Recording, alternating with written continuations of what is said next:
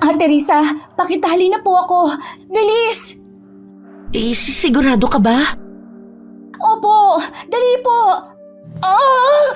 Isara mo po yung pinto. Mas lalo ko lang siyang naaamoy.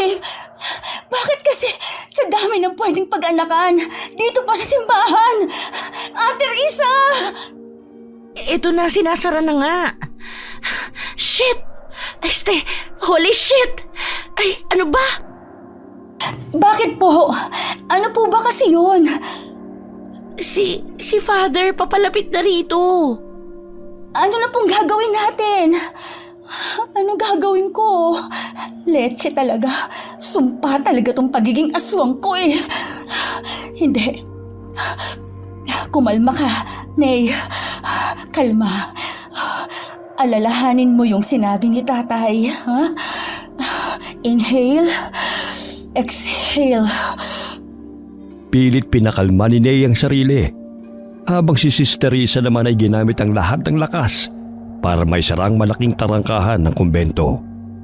Ayos ka lang ba? Mas okay na po nung maisara niyo yung pinto.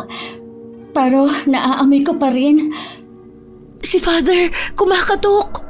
Anong gagawin natin? Hindi ko po alam. Alam ko na. Dito, dali. Pumasok ka sa kabinet. Hindi titigil si Father sa kakakatok kasi nakita na niya ako kanina. Diyan ka muna ha. Ako nang bahala sa kanya. Mabilis na nagtago si Ney sa kabinet. Ginamit din niya ang isang damit na naroon para ipantakip sa ilonga nang kahit papano'y mabawasan ang pagkatakam sa amoy ng sanggol. Mula sa loob, dinig na dinig niya ang usapan ni Sister Risa at ang kausap nitong pare sa labas. Hindi ko po nakita si Ney, Father.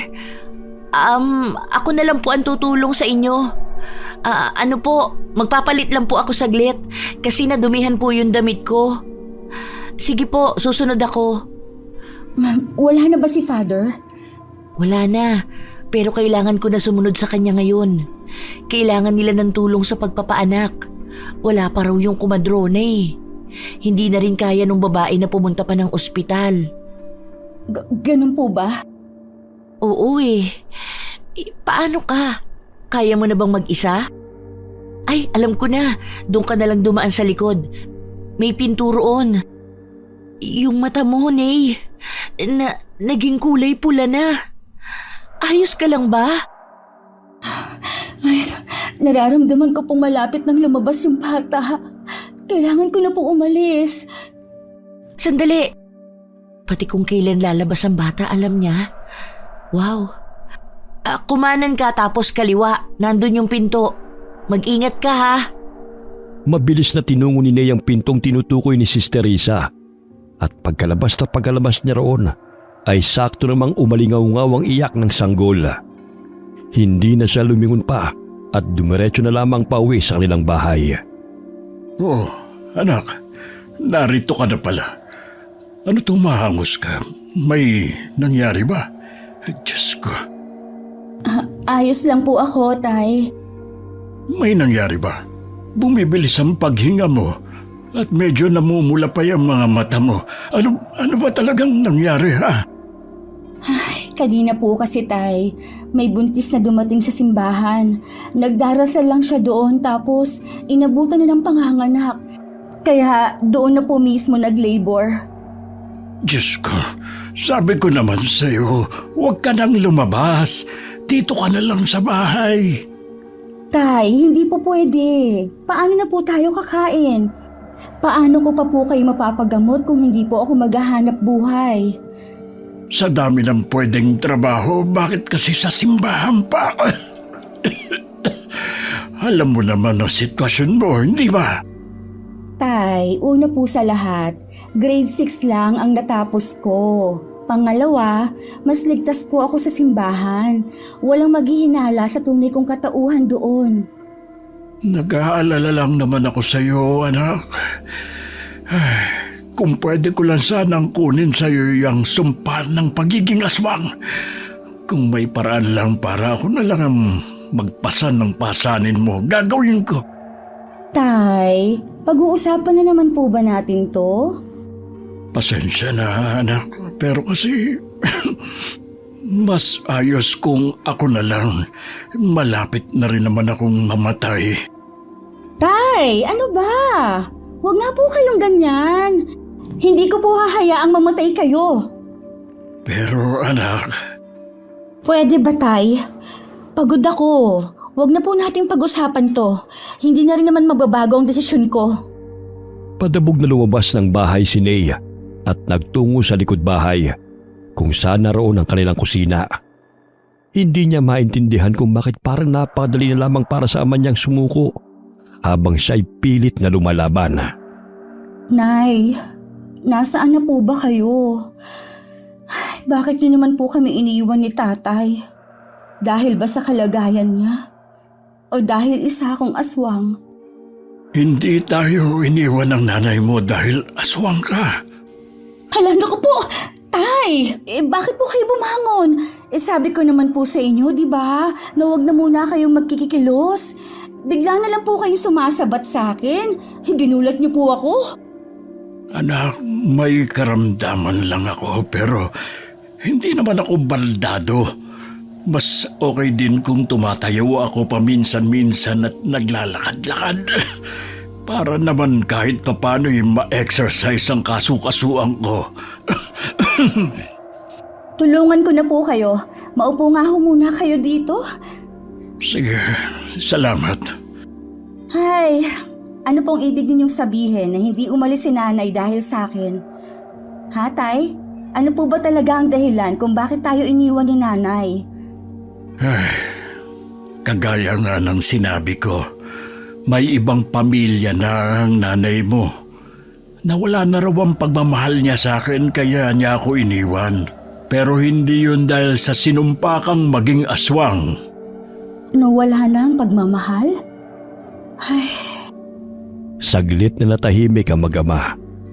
Ramdam ni Ney na may itinatago ang kanyang ama. Mga katotohanan ang ayaw nitong sabihin. Kagaya na lamang ng kung paano nga ba talaga siya isinumpa o kung isinumpa nga ba talaga siya. Oh, kain na tayo. Malapit nang lumamig yung niluto ko. nagluto po kayo? Sabi ko naman po sa inyo na ako na po ang magluluto pag uwi ko, di ba? Kaya ko pa nga kasi. Yung gamot niyo po, ininom niyo na po ba?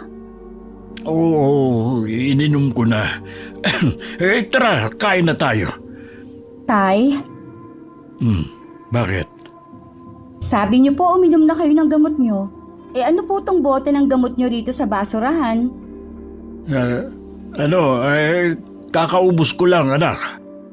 Kung hindi ko pa po makikita tong bote, hindi niyo pa sasabihin sa akin na ubos na pala? Tay naman. Anak, sasabihin ko naman talaga, nakalimutan ko lang. Kain na tayo.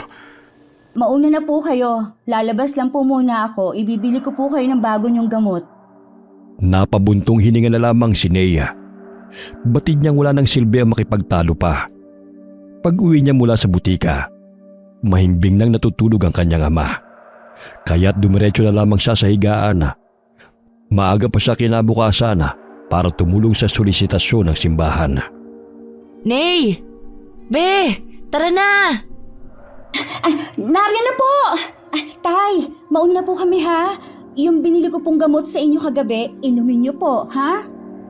Oo, mag-iingat kayo, ha? Opo, Tay. Saang barangay nga po daw tayo ngayon, ate? Babalikan lang daw natin yung mga hindi pa nasulisit. Mauna na po kami, Mang Sedo. Sige, mag-iingat kayo, ha? Opo. Kamusta ka na pala, Ney? Mas okay na po kaysa kahapon. Ano palang nangyari? Sa nanganak? Ayun, ayos naman. Naipanganak naman niya ng maayos yung bata. Buti na nga lang, dating kumadrona pala si Sister Salve. Siya yung nagpaanak dun sa buntis. Sayang nga ang cute pa naman ng baby, hindi mo nakita. Mas okay na po yun. Dahil baka matakam lang ako at gawin siyang hapunan. Sira ka. Pero seryoso, paano ka ba talaga naging isang aswang? Sabi po ni tatay, isinumpa daw ako ng isang matandang babae na may galit sa kanya noon. Kaya, ito ang resulta. Ha? Ang lakas naman maka-fictional ng buhay mo. Pero bakit daw? I mean, ano daw ba ang nagawa ng tatay mo? Hindi ko rin po alam eh. Sa totoo lang, pakiramdam ko nga may tinatago sa akin yang si tatay. Hindi ko lang po alam kung ano. Tuwing nagtatanong po kasi ako, laging yun lang ang sinasabi niya. Parating hindi buo. Parating may kulang. Ah, ganun ba? Nakakapagduda nga yan. Ay, wag na po nating pag-usapan. Mabuti pa nga. Tara na, bilisan na natin. Pagkarating nila sa simbahan, ay agad na silang hinati at ang kanya-kanyang destinasyon para sa panghihingi ng donasyon sa nalalapit na pista ng simbahan. Ate, may aso. Baka kagating tayo niyan. Di, aswangin mo rin siya mamayang gabi. Ate naman! Biro lang. Huwag na lang tayong lumapit. Tao po! Tao po! Ate, parang wala naman pong tao sa bahay na yan. Meron yan. Nagtatago lang sila. Alam kasi nilang ngayon ang solisitasyon para sa simbahan. Tao po! Magandang umaga po! Ay pasensya na po sa abala. Galing po kami sa simbahan. Manghihingi po sana kami ng kaunting tulong para sa nalalapit na pista ng parokya. Kung maaari po sana, manghihingi po sana kami ng kaunting abuloy para sa preparasyon, gaya ng misa, prosesyon, tsaka pagkain po para sa mga bisita. Tao po? Ang hindi magbigay, hindi pagpapalain ng Diyos. Ate, sira ka! Wala po yata talagang tao. Ay nako, sa iba na nga lang po tayo. Hindi, may tao yan. Ayaw lang lumabas. Tara, tago tayo dito. Tingnan mo, may lalabas niyan. Ate, hindi po ba kasalanan tong ginagawa natin? Anong kasalanan? Para naman to sa simbahan eh. Saka, kailangan mo rin ng pera, di ba? Para sa tatay mo. Kaya kailangan nating makarami. Para kahit bawasan natin, hindi sila maghihinala. Oh, di ba? Lalabas din yan, sabi sa'yo eh. Tara na, dali. Hello po! Magandang umaga po! Sige na. Galing po kaming simbahan. Manghihingi lang po sana kami ng kaunting abuloy para sa nalalapit po na pista ng parokya. Kahit magkano pong halaga ang may bibigay ninyo ay malaking tulong na po. Huwag po kayong mag-alala. Ilalagay po namin sa logbook ang pangalan ninyo at isasama sa panalangin ng buong grupo. Nag-aalangan man ang alin na kalalabas lamang ng bahay mula sa pagtatago, ay wala itong nagawa kundi ang magbigay na lamang ng maliit na halaga. Salamat po! Maraming salamat po! Pagpalain po nawa kayo ng Diyos. Bakit ka nagpapasalamat? At anong pagpalain? Ang liit naman ang binigay. 5 piso? Maliit lang din ang biyayang babalik sa kanya. Ate, marinig po kayo. Ano naman? Alam niyo po ate, parang hindi po kayo madre. Minus 10 points na po kayo sa langit niyan. Hindi ko naman talaga gustong maging madre. Yung tatay ko kasi, sabi niya wala daw ako mapapala kapag nag-asawa lang ako. Magagaya lang daw ako sa kanya na pinabayaan ng asawa. Parehas na po pala tayong walang ina ate, no? Ano po bang nangyari dun sa mama niyo? Kagaya ng sayo. Sumama sa ibang lalaki. Wala eh. Malandi siya. Grabe na talaga ang panahon ngayon, no ate? Babae nang nangiiwan ng asawa. Sinabi mo pa. Tara na nga. Ate, dun tayo sa malaking bahay. Baka malaki din ang ibigay. Teka lang, dito muna. Sayang naman kung lalaktawan natin. Sige po. Tao po. Tao po! Anong may paglilingkod ko, sisters? Ay, magandang umaga po. Galing po kaming simbahan. Manghihingi lang po sana ng kaunting tulong para sa nalalapit na pista ng parokya. Ah, galing pala kayo sa simbahan. Nariyan na ba ang bagong magiging kura paroko ng simbahan? Bukas pa raw po ang dating ng bagong kura. Ganun ba? Sige, sandali lang kukuha ako ng pera. Ate Risa, Bakit? May problema ba? parang bigla pong bumigat ang pakiramdam ko. Ha? Bakit? Hindi ko po alam, ate. Parang ang init bigla ng katawan ko. Ha? Pero malilim naman ah. Kailan mo pa naramdaman yan? Ngayon lang po, ate. Parang nanginikip po ang dibdib ko. Teka, tatawag na ba ako ng tulong? Ito na ano nangyari dyan sa kasama mo? Hindi ko nga po alam. Sabi niya parang nanikip daw po ang dibdib niya. Ha? Pumasok muna kayo sa loob ng matignan na rin kita. Manggagamot po kayo? Albularyo ko. Po? Hindi na po. Nalipasan lang siguro ng gutom tong kasama ko. Saka kailangan na rin po naming bumalik sa simbahan. Akin na po yung donasyon nyo. Salamat po. Sigurado ba kayo? Para kasing hindi magandang lagay ng kaibigan mo. Tara na, Nay. Mas lalong hindi magiging maganda ang lagay niya kung gagamutin mo pa siya. Hindi na po. Salamat na lang. Mabilis na iniwan ni na Sister Risa at Ney ang bahay na yun. At nang tuluyan na silang makalayo, mas nakakahinga na ng maayos si Ney. Ano, kumusta ka na? Mas mabuti na po kaysa kanina. Ay, muntik na tayo ron ah. Bakit po pala, ate? Hindi niyo hinayaang tingnan niya ako. Baliw ka ba? Albularyo yun, Ney. Albularyo po? Huwag mo sabihin hindi mo alam kung ano ang albularyo at kung anong kaya nilang gawin. Hindi po. Ano? Diyos ko? Naturingang aswang? Walang alam? Ang sabi lang po sa akin ni tatay, manggagamot daw sila. Ano po bang kakayahan nila? Ang mga albularyo ay hindi lang ordinaryong manggagamot. Kasi may kakayahan din silang makilala ang mga aswang na kagaya mo. At ang mga albularyo ay mahigpit na kalaban ng mga aswang. Nakakaloka ka. Hindi mo talaga alam yun? Kaya po pala ayaw ni tatay na ipagamot ko siya sa mga albularyo. Hindi sinabi sa'yo yun ng tatay mo? Hindi po.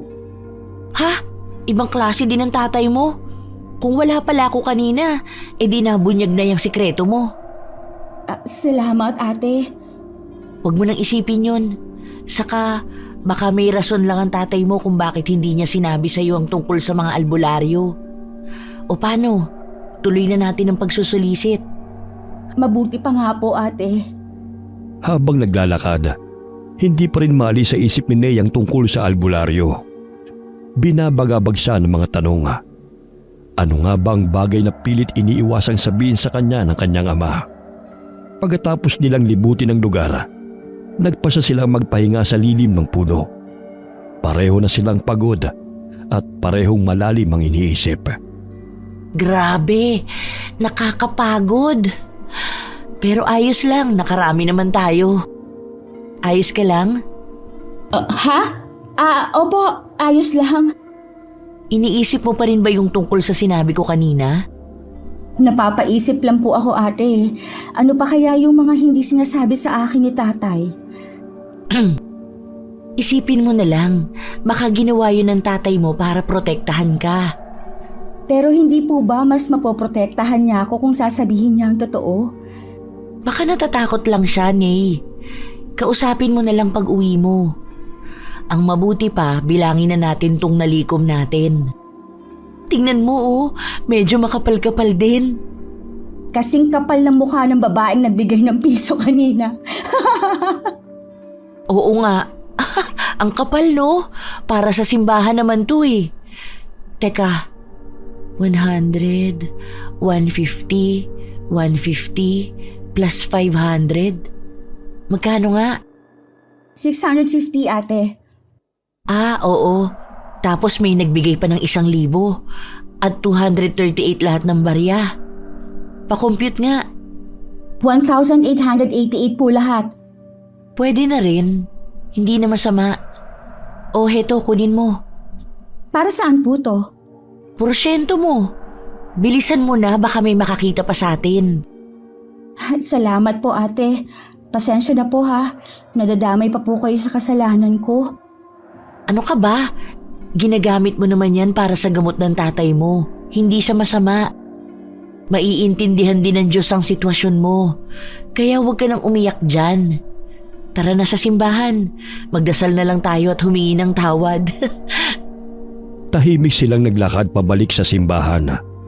Bit-bit nila ang pera para sa parokya. Pagdating nila, naabutan pa nila ang misa. Sakto lang pala, hindi pa tapos ang misa ni Father. Tara, upo muna tayo ron. Sige po ate. Excuse po. Thank you po.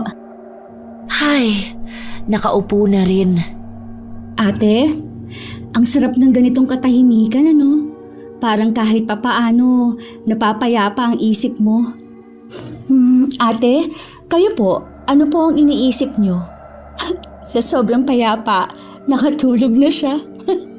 Ay, kung hindi ito nakasuot ng pangmadre, hindi mo talaga iisiping madre pala siya. Ate? Ate, gising. Oh, ha? Nakatingin po dito sa atin si Father. Ha? Saan? Sa altar, ate. Hala, nakatulog na pala ako. Ang bilis niyo nga pong nakatulog eh. Ate, si Sister Salve nakatingin po dito. Yung resibo, yung sobre. Nasaan? Resibo? Po? Nasa inyo po, di ba? Ha? Wala. Wala sa bulsa ko.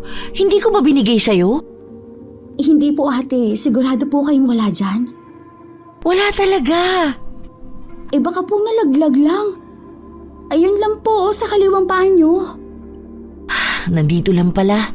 Akala ko nawala na. O sige, puntahan ko na muna si Sister. Sige po. Pagkatapos ng misa, mabilis na tumayo si Sister Risa habang naiwan naman si Nay na nakaupo. Pinanood niya si Sister Risa na kaagad pinagsabihan ni Sister Silva matapos mahuling natutulog habang nagsisermon ng pare. Tumayo na rin si Nay at sumunod kay Sister Risa upang tumulong sa paghahanda para sa pagkuha ng mga handog. Grabe si Sister, para akong batang nahuli sa klase. Daig pa nanay ko kung pagalitan ako. Kasi naman ate, tulog na tulog ka talaga. Akala ko nga nagdarasal ka lang yun pala. Humihilig ka na? Ay, hindi nga. Joke lang po. Hindi naman po kayo humihilik. Tumulo lang po yung laway nyo. Emi ka talaga. Ay, napalakas yata boses ko. Sorry po. Tara na nga, mangolekta na tayo. Salamat po. Pagpalain po kayo ng Diyos. Thank you po. Grabe, ang laki ng bigay nung lalaki dun, oh. Mayaman siguro yun. Gwapo pa. Hoy ate, baka po may makarinig sa'yo, isumbong ka pa. Mapapagalitan ka na naman. Ayos lang. Tara na, Nay. Hoy, ayos ka lang? Ha? Para ka nakakita ng multo dyan. Wala po. Para lang kasing may nakita akong pamilyar na mukha. Ha? Sino? Namalikmata lang po yata ako. Hayaan niyo na po. Panay ang lingon niya sa paligid para hagilapin ang tingin ng nakitang babae. Alam niyang imposible, pero hindi niya maiwasang makaramdam ng kaba. Ayos ka lang ba? Sino ba kasing hinahanap mo? Para kasing... Wala ate. Malabo yun. Imposible. May buntis ba rito? Yung albularyo ba? Ano? Hindi ate. Mas familiar pa po. Parang si nanay. Parang nakita ko po si nanay. Pero imposible po yun. Malabo po talaga na pumunta siya dito. Baka naman namimiss mo lang ang nanay mo. Baka nga po. Tapos na po ba kayo? Dalhin na po natin to sa kaban ng parokya, yung mga handog. Wait lang, Nay. Bakit po? Hala, ate! Huwag niyo na po akong abutan. Baka may makakita po sa inyo. Mapapagalitan kayo niyan. Wala yan. Harangan mo ko, bilis.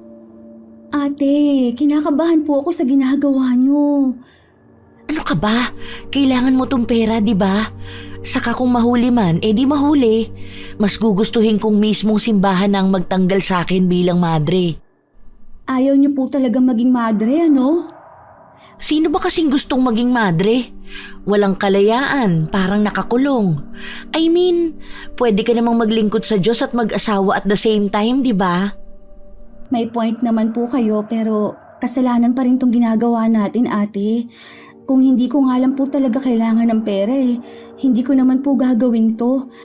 Hindi na po ako mangungupit ng pera para sa Diyos. Pero kailangan mo. Nay, tao tayo. Likas sa tao ang pagiging makasalanan. At itong mundo, pinipili tayo nitong maging makasalanan. Isa pa, habang buhay ka, tayo, hindi mo maiiwasan ang kasalanan. Alam mo kung anong mahalaga? Magbago po? Bukod doon, Ay, ano pa po? tanggapin ang kasalanan, umamin sa pagkakamali, matuto, magbago, at huwag nang uulitin ang parehong pagkakamali. Lalo na kapag nabigyan ka ng pagkakataon na hindi na yun ulitin. Yun ang mahalaga, ang aminin mong tao ka lang, nagkakamali at kailangan mo ang Diyos. Ay, lalim naman po nun, ate. Pwede na bang malunod? Corny niyo po, ate, ha? Ito. Sige na, itago mo na yan bago pa tayo makita. Pandagdag na rin sa gamot at pagpapacheck up ng tatay mo. Salamat po talaga, ate. Kahit hindi man po kayo ang pinaka-inosenteng madrang nakilala ko, alam ko pong may mabuti kayong puso. Ay, tigilan mo ko. Sige na. Sige po, Father. Mauna na po ako. Salamat po. Babalik na lang ako sa susunod. Teka, ang boses na yon, pamilyar. Hala, nasan na? Nawala na agad. May problema ba? Kanina ka pa ganyan ah. Pagod lang po yata ako, kaya kung ano-ano pong nakikita at naririnig ko. Ang mabuti pa, umuwi ka na muna sa inyo. Ako nang bahala rito. Katatapos lang ng misa, uwi ka na kagad? Kayo po pala. Hinahanap niyo po ba si Father? Nandun po siya. Samahan ko na po kayo. Kumusta ka na? Maayos na bang pakiramdam mo? Parang pinagpapawisan ka. Hindi po. Ayos lang po ako. Pagod lang po. Mauna na po ako, ha? Tara na po kay Father. Hindi si Father ang sadya ko rito. Gusto ko sanang umatid ng misa pero tapos na pala. Ganun po ba? Pagkatapos magpaalam ni Nea, mabilis siyang lumabas ng simbahan. Pagkalabas ay muli na namang niyang naramdaman ng kakaibang init. Parang pinapaso ang buo niyang katawan. Ang hangin biglang naging mabigat. Parang may matang nakatitig sa kanya mula sa paligid.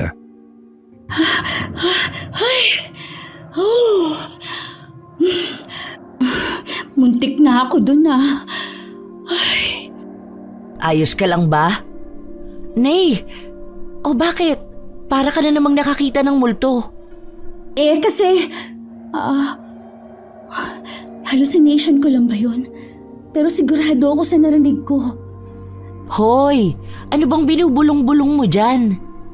Ate, may nakita ka po bang babae dito sa likuran ko kanina?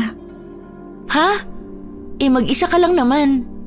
Ano bang nangyayari sa'yo? Sigurado ka po. Imposible namang guni-guni ko lang yun. Ate, feeling ko po, nababaliw na ako. Ha? Paano ba naman nasabi? Kanina po kasi sa loob ng simbahan, parang nakita ko si nanay. Tapos kanina rin, parang narinig ko siyang kausap si Father. Tapos ngayon, parang narinig ko ulit yung boses niya. Ngayon lang po. Hoy, wag mo naman akong takutin. Baka pagod ka lang. Sige na, umuwi ka na. Bakit niyo po pala ako hinabol? Ay oo, pinapasabi ni Sister Salve na bukas daw kailangan maaga pa lang nandito na kasi sasalubungin natin yung bagong kura paroko. Yun lang po ba? Oo. Bakit? Masakit ba dibdib mo? Kailangan ko na po sigurong umuwi, ate. Naninikip na naman po kasi yung dibdib ko eh. Dahil po siguro to sa presensya ng albularyo. O sige, gusto mo bang ihatid na kita? Hindi na po. Kaya ko na. Sigurado ka? Opo. O sige, mag-iingat ka. Habang papalayo siya, halos hindi na niya maramdaman ang mga paa niya sa lupa. Bawat hakbang ay parang may bumibigat sa dibdib niya. Hindi niya alam kung dahil sa pagod, sa takot, o sa presensyang hindi niya maintindihan. Nang makarating sa tapat ng kanilang bahay, wala na siyang ibang gustong gawin kundi mahiga. Anak, anong nangyari? Tay, nahihirapan po akong huminga. Anong gagawin ko? Dito, maupo ka muna rito. Pahingi po ako ng tubig. Ay, sige, kukuha ako ng tubig. Sandali lang. Oh, eto ang tubig. Ano bang nangyari, anak? Ay, Diyos ko. Anak, ano ba talaga nangyari, ha? Ay, kinakabahan na ako. Bakit ka ba nagtatalokbong? Alisin mo nga yan. Hala, bakit ka nanginginig? Pinagpapawisan ka pa ng matindi at ang lamig ng pawis mo. Walang nangyari, tay. Giniginaw lang po ako. Patingin na ako. Oh, wala ka namang lagnat. Giniginaw ka pero ang lalaki ng pawis mo. Butil-butil pa. Huwag niyo lang po akong alalahanin, tay. Sandali lang. May gamot pa yata doon. Ikukuha kita. Mabilis na tumayo si Mang Sedo at nagtungo sa kusina. Habang si Ney ay pilit na nilalabanan ang nararamdaman. Hindi niya maintindihan kung bakit bigla na lamang nag-iba ang pakiramdam niya pagka-uwi ng bahay. Bago pa man makabalik si Mang Sedo, ay may kumatok na sa pinto ng kanilang bahay. Ney? Ney, nariyan ka na ba? Mang Sedo? Si Risa po ito, yung kaibigan niyang madre. Tay, may tao po sa pinto. Sandali. Nariyan na. Oh, anak, inumin mo muna ito. Tao po. Ney? Nariyan na! Oh, ay, Sister Risa, ikaw pala. Ano, napasugod ka? Nag-aalala po kasi ako kay Ney. Kanina pa siya hindi mapakali sa simbahan. Ay, pumasok ka muna. Salamat po. Si Ney po pala. Ayan, grabe ang panginginig sa lamig. Ney? Ayos ka lang? Ate, Risa, ano ba talaga nangyari ka ni? ate, Ano po, pasensya na, Ney. Pero tingin ko kailangan ng malaman ng tatay mo to. Ano ba kasi yun? Kinakabahan na ako. Kanina po kasi, habang nagsusulisit kami ng donasyon para sa simbahan, may nalapitan po kaming albularyo. Ano? Anong ginawa sa'yo ng albularyo, honey? Ay, wala naman pong ginawa ang albularyo, Mang Sedo. Kay Ney. Siguro? Ay, wag po kayong mag-alala. Kakausapin ko po siya. Bukas na bukas din. O kung gusto niyo po, ngayon na. Hindi kailangang malaman ng albularyo ang lagay ni Ney.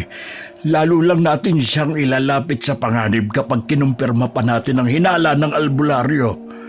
Ano na pong gagawin natin? Pwede bang pakiabot ang kahon na naroon? Yung nasa taas po ng kabinet? Oh, yun nga. Sige po, sandali lang. Anak, tatagan mo ang loob mo. Sumpa lang yan. Hindi ka niyan matatalo. Eto na po, Mang Sedo. Salamat. Pakikuha naman ako ng malinis na palanggana sa kusina, Risa. Opo. Palanggana lang po ba? Hindi ko na po lalagyan ng tubig? Lagyan mo na rin. At saka pakikuha na rin ako ng bimpo. Nasa ibabaw yun ng drawer. Sige po. Malamig na tubig lang, ha? Opo. Heto na po, Mang Sedo. Ano po palang gagawin nyo? Nung binata pa ako, minsan na akong katuwang ng isang albularyo. Kaya kahit papano may kaunti akong kaalaman. Sana nga lang ay sumapat. Mabilis na sinimula ni Mang Sedo ang panggagamot kay Nea. Isang tuyong dahon mula sa karton ang kanyang sinindihan, saka isinausaw sa malinis na tubig. Pinatakan niya rin ito ng langis at nagsimulang umusal ng dasal. Bago ko ipunas kay Ney ito, kailangan muna natin siyang itali. Po? Bakit po? Mas mabuti nang ligtas tayo. May posibilidad kasing labanan ng katawan niya o ng pagkaaswang niya ang gamot na ilalapat ko. Nandiyan ang lubid sa karton. Ito po ba? Oh, yan nga. Lubid po ba to? Bakit parang ugat ang itsura? Saka, matibay po ba to? Espesyal ang lubid na yan. Hindi basta-basta mapuputol. Tay, ang lamig po. Kumapit ka lang, anak. Manalangin ka lang, Ney.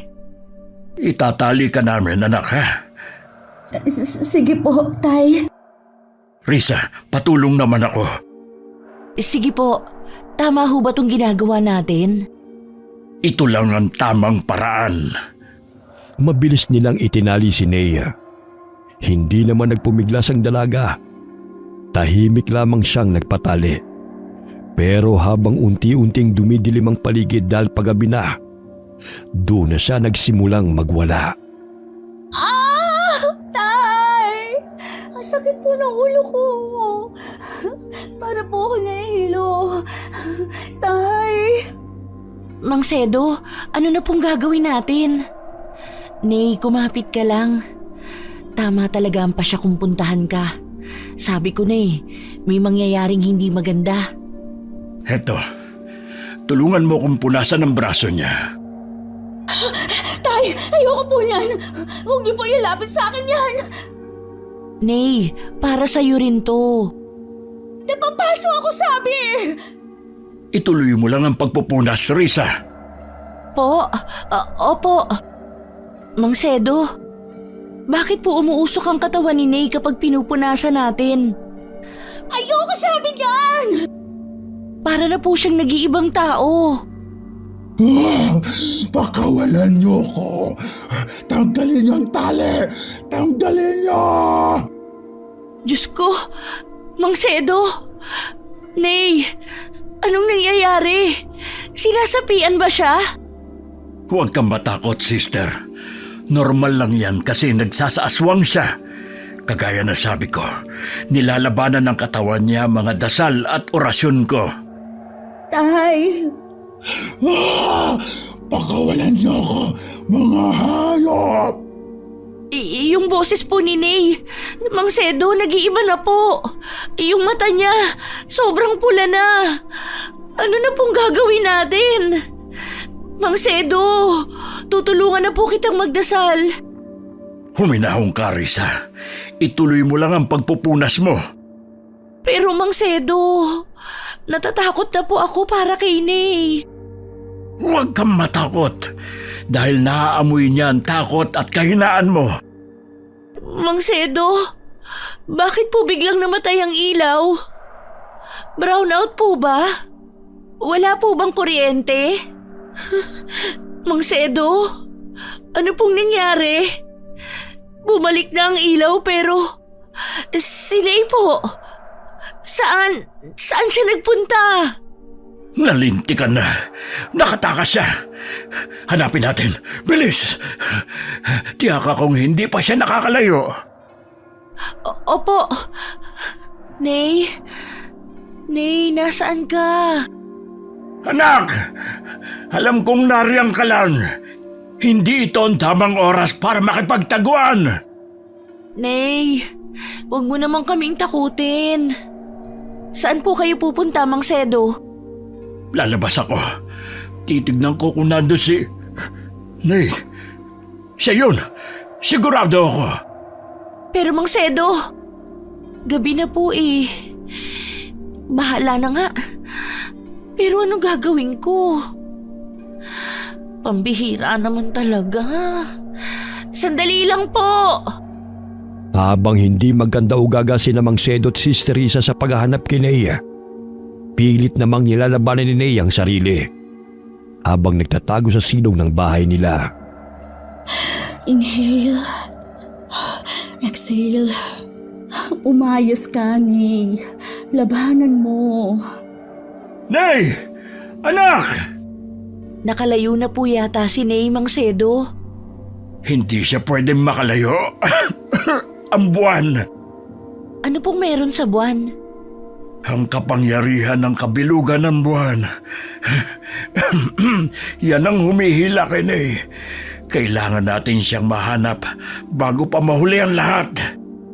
Pero hindi pa naman po tuluyang bilog ang buwan. Kaya nga kailangan na nating maagapan. Ney! Anak! Hindi. Ah! Narinig niyo po yun? Parang nanggagaling sa silong.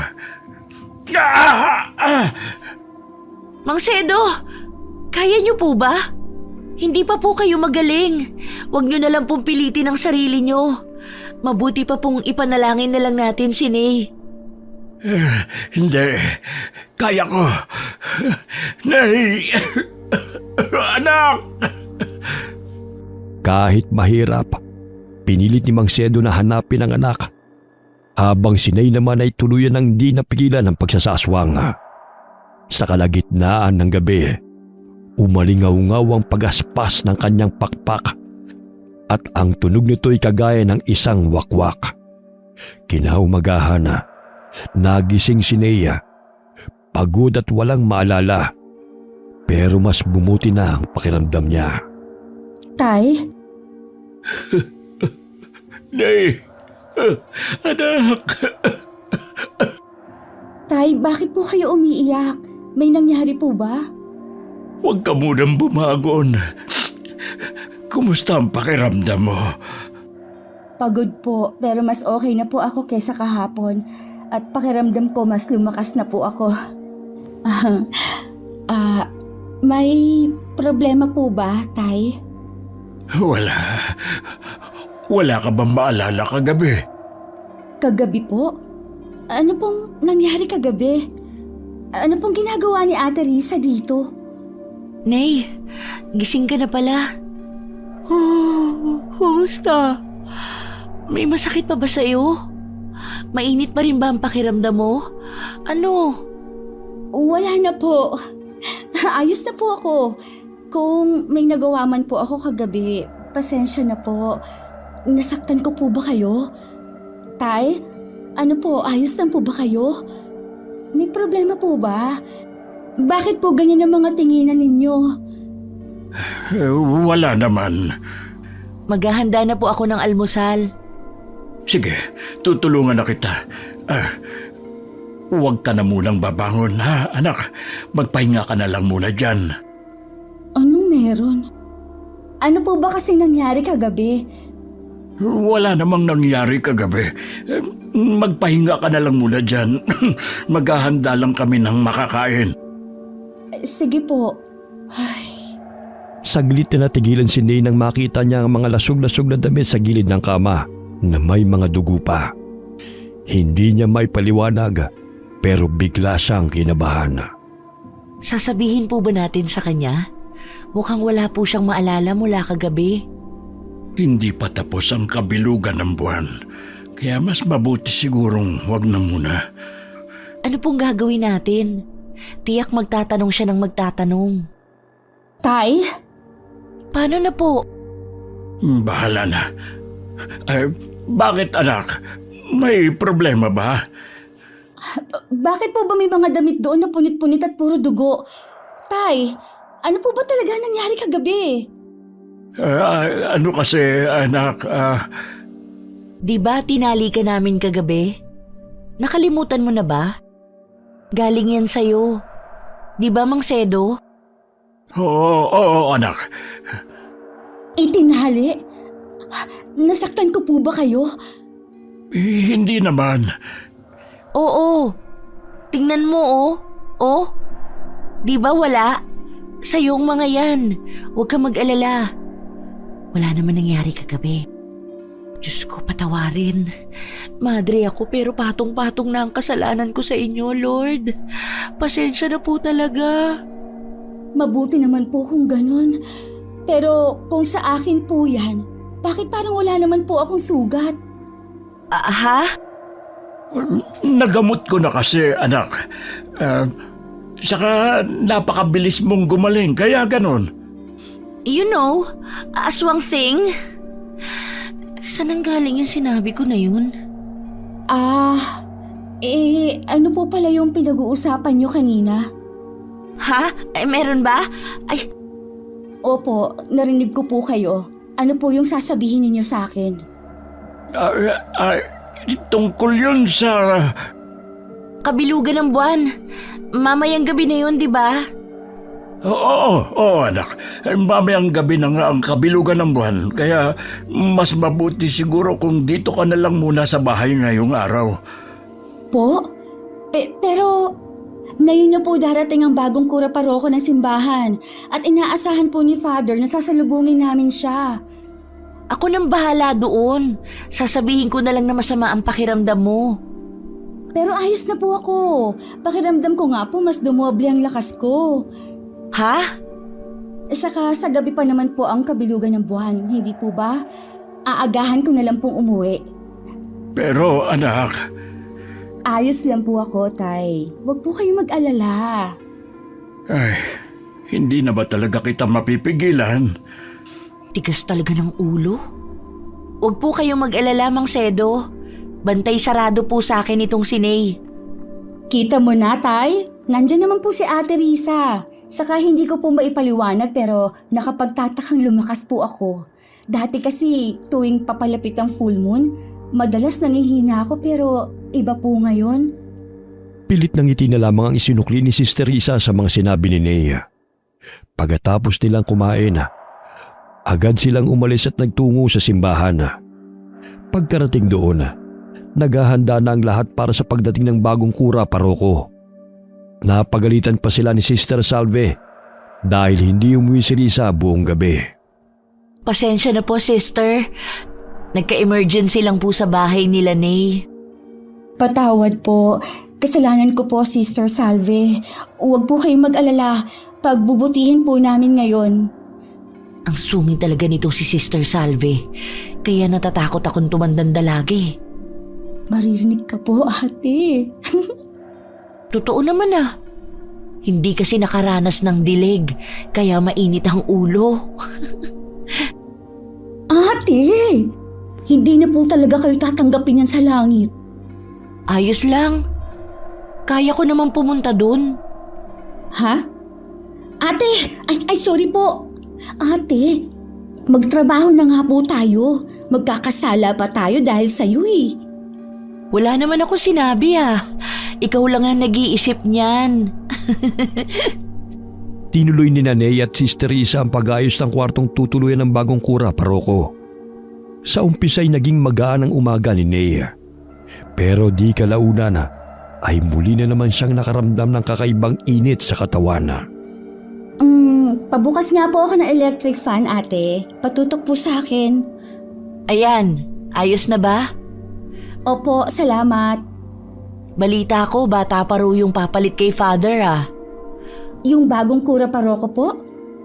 Oo, yun nga. Sabi, early 30s pa lang daw siya. Ano kayang itsura niya? Gwapo kaya siya? Yung mga sakristan kasi rito, mga uhugin pa. Baliw ka talaga, ate. Pati ba naman ang bagong kura paroko natin pag-iinteresan mo? Ito naman, katuwaan lang. Bawal lang ang mag-asawa, bawal pa magka-crush. Ay, ate, pwede po bang pa number 3 yung fan? Ang init po kasi talaga. Ha? Sa'yo na nga nakatutok ang electric fan eh. Mainit pa rin po talaga, ate. Huh, hindi po ba kayo naiinitan? Hindi naman. Dapat ba akong mainitan? Teka, ano yun? Maingay na sa labas. Nandyan na yata ang bagong kura paroko. Sabi ko nagagabihin siya eh. Ay, mabuti nga po yung ginabi siya kasi ang dami pa nating inayos. Halos katatapos nga lang din natin dun sa tutuluyan niyang silid eh. Ay, silipin natin, ate. Tara. Oh, bakit? May problema ba? Ang bango po, ate. Hindi niyo po ba naaamoy? Ang bango. Parang amoy dinuguan? Ha? Dinuguan? Opo, hindi niyo po ba naaamoy? Parang may nagluluto ng dinuguan. Saan kaya galing yun? Hoy, ate. Ayos ka lang ba? Ha? Oo. Sigurado ka po? Para po kasing kayo naman ang nakakita ng multo. Guni-guni ko lang ba yun? Ang alin po, ate? Guni-guni ang alin? Ay, wala. Para lang kasing pumula saglit yung mata mo. Pumula? Wag mo nang intindihin yun. Hindi ka na naiinitan? Hindi na po. Ang weird nga eh. Kasi nung naamoy ko yung dinuguan, parang biglang naging presko ang hangin. Ganun ba? Opo. Tara na po. Salubungin natin ang bagong kura paroko. Tapos na rin naman tayo mag-ayos at maglinis ng silid niya eh. Oo. Sige. Habang magkasama silang naglalakad papunta sa labas ng simbahan, hindi pa rin maalis sa isip ni Ney ang amoy ng dinuguan. Parang isang senyales na hindi niya may paliwanag. Lalo't may iba siyang nararamdaman na gumagalaw sa kanyang katawan. Ayun ang bagong kura paroko, ate. Ay, may itsura nga po siya. Ha? Oo nga. Anong problema, ate? Parang kanina lang po excited pa kayo makita yung bagong kura paroko ha. Pero ngayon, para naman po kayong natameme na dyan. Wala. Ina-expect ko lang kasi na mas gwapo siya. May itsura naman po ha. Pero hindi gwapo. Oo. Ha? Ewan ko sa'yo, ate. Ate, Oh, bakit? nandito po yung albularyo. Kaya po pala may kakaiba akong nararamdaman. Ha? Saan? Ayun po sa tabi ng bagong kura. Oo nga no. Tapos, parang hindi rin siya mapakali. May nararamdaman ka bang kakaiba? Medyo naninikip lang po yung dibdib ko. Kailangan na nating umalis dito, Ney. Mabilis na hinila ni Sister Risa si Ney. Wala namang nagawa si Ney kundi magpatianod sa madre. Pero nang tuloy na silang makalabas ng simbahan at masinaga ng liwanag ng buwan, bigla na lamang may kakaibang nangyari kay Ney. Ate, Ney, anong problema? Ito na nga ba sinasabi ko? Dapat talaga nakinig na lang tayo kay Mang Sedo. ate, Ano yun? ang full moon, nangyayari na po. Ano? Hala, oo nga. Sabi ng mama ko noon, minsan lang nakakaramdam ng ganito. Kaya pala, nag-iibang pakiramdam ko kanina pa. Tapos, ngayon pa talaga nangyari. Kung kailan nasa labas ka, nalinti ka na talaga. Naku, pag minamalas ka nga naman. Anong gagawin natin ngayon? Hindi na po ako aabot pa sa bahay. Kailangan po nating makahanap ng mapagtataguan dito. Kailangan niyo po akong itali. Bilisan na po natin. Sige. Oh, kayo pala. Ano nga ulit ang pangalan nyo? Puwisi talaga? Bakit ngayon pa? Risa po. Ito naman si Ney. Umarte ka lang ng maayos, Ney. Huwag kang papahalata. Ako nga pala si Aro. Tawagin nyo lang ako Manong Aro. Yun naman ang tawag sa akin ng lahat eh. Ay, sige po, Manong Aro. Pero mawalang galang na po. Mauna na po kami. Sandali lang. Bakit ba para kayong laging nagmamadali? Ayos lang ba yung kasama mo? Ayos lang po siya. Ayos lang po ako. Kahapon pa siya ganyan. Sigurado ka bang ayos ka lang talaga? Ayos lang po talaga. Hindi eh. Parang hindi ka naman ayos. Kapwa sila natigilan ng biglang dumating ang asawa ni Manong Aro. Akala nila'y makakahinga na sila ng maluwag. Pero mas lalong nanikip ang paligid nang mapansin ni Ney ang bilog na tiyan ng babae. Sa tansya niya, malapit na itong manganak. Yari na. Nay, ayos ka lang? Ate, umalis na tayo dito. Bilis! Ay, pasensya na po pero mauna na po kami. Sandali lang. May pakiusap sana ako eh. Ano po yun? Sa kumbento ba ang punta nyo? Baka pwede nyo samahan ng asawa ko. Kailangan kasi ako sa loob. Kaya kung pwede, kayo na lamang sanang sumama sa kanya. Po? Hindi po pwede. Bakit naman? Hindi po kasi doon ang punta namin. Ganun ba? Gusto kasi ng asawa ko makausap si Sister Manuela. Kaso wala siya sa loob. Sabi, nasa kumbento raw. Hindi nyo ba talaga siya pwedeng samahan? Saglit na nagkatinginan sina Sister Risa at Nea. Malalim ang buntong hininga ni Nea. Maya-maya'y mas lalo niyang nalanghap ang mabangong amoy ng buhay na sanggol sa sinapupunan ng asawa ni Manong Aro. Hindi ko na po kaya, ate. Ate, ang enerhiya ng buwan at ang bata sa sinapupunan ng asawa ni Manong Aro. Mas lalo akong nagiging mapusok. Nagmamadali po kasi talaga kami. Pasensya na po. Tara na, Nay. Ate. Ayos lang ba talaga ang kasama mo? Opo, pasensya na po. Kailangan na talaga naming umalis. Mabilis na inalalaya ni Sister Risa si Ney palayo at dinala sa likod ng kumbento kung saan naroon ang lumang silid imbakan. Doon agad niyang tinali ng mahigpit ang kamay at paa ng dalaga.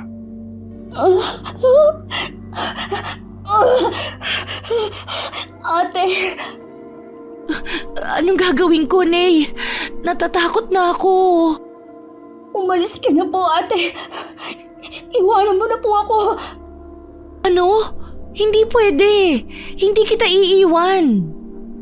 Ate!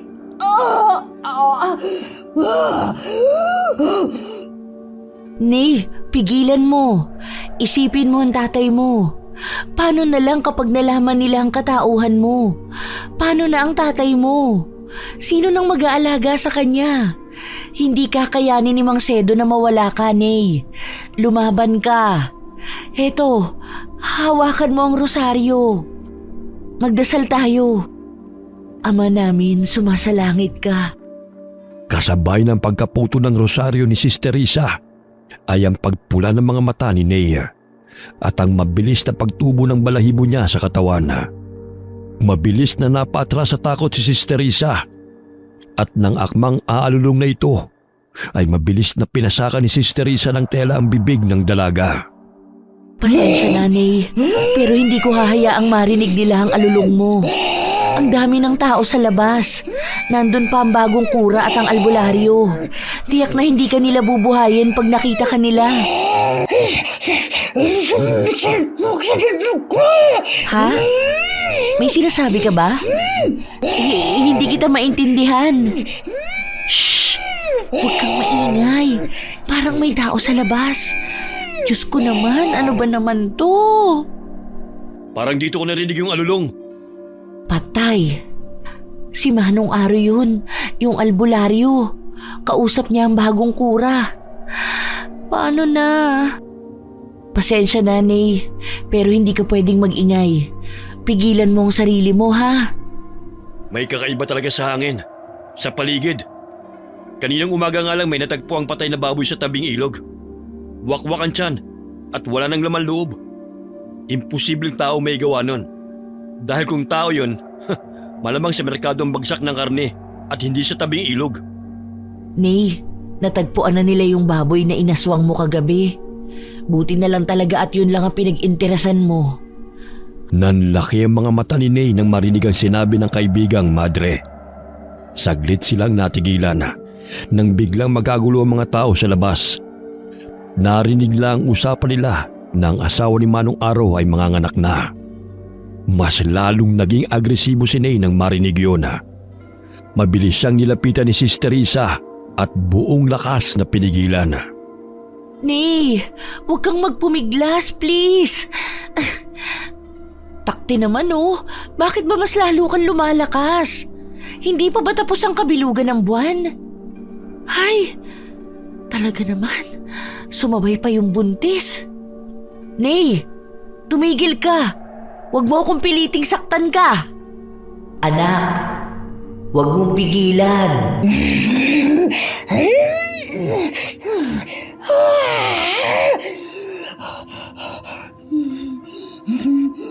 Nay? Ha? Wait lang, tatanggalin ko na yung salpak mo. Basta promise mo hindi ka sisigaw ha. Huwag mong pigilan, anak. Mabango ang amoy, hindi ba? Oh, hayan na, tanggal na. Nay? Ha? Wala naman dito ang nanay mo. Nay, ayoko po. Ayoko po. Sino bang kausap mo? Natatakot na talaga ako. Kailangan mo yun, anak. Huwag mong pigilan. Naaalala mo ba yung sarap sa pakiramdam nung kinain mo yung buntis na baboy kagabi? Mas masarap pa yun sa baboy. Hindi. Ayoko. Hindi. Nay, ano bang nangyayari? Sino bang kausap mo? Ayoko. Hindi. Ayoko. Kahit unti-unti nang nawawala sa anyong tao si Nay, mukha pa rin siyang batang litong-lito. Halimaw na ang galaw ng katawan niya, pero puno siya ng takot. Pilit niyang tinatakpan ng magkabilang tenga gamit ang mga kamay para hindi marinig ang boses na umaalingaw-ngaw sa kanyang isip. Tumigil ka! Tumigil ka na! Hindi kita kailangan! Anak, kailangan mo ko. Ikaw ang susunod. Nasa dugo mo yan. Huwag mo nang labanan.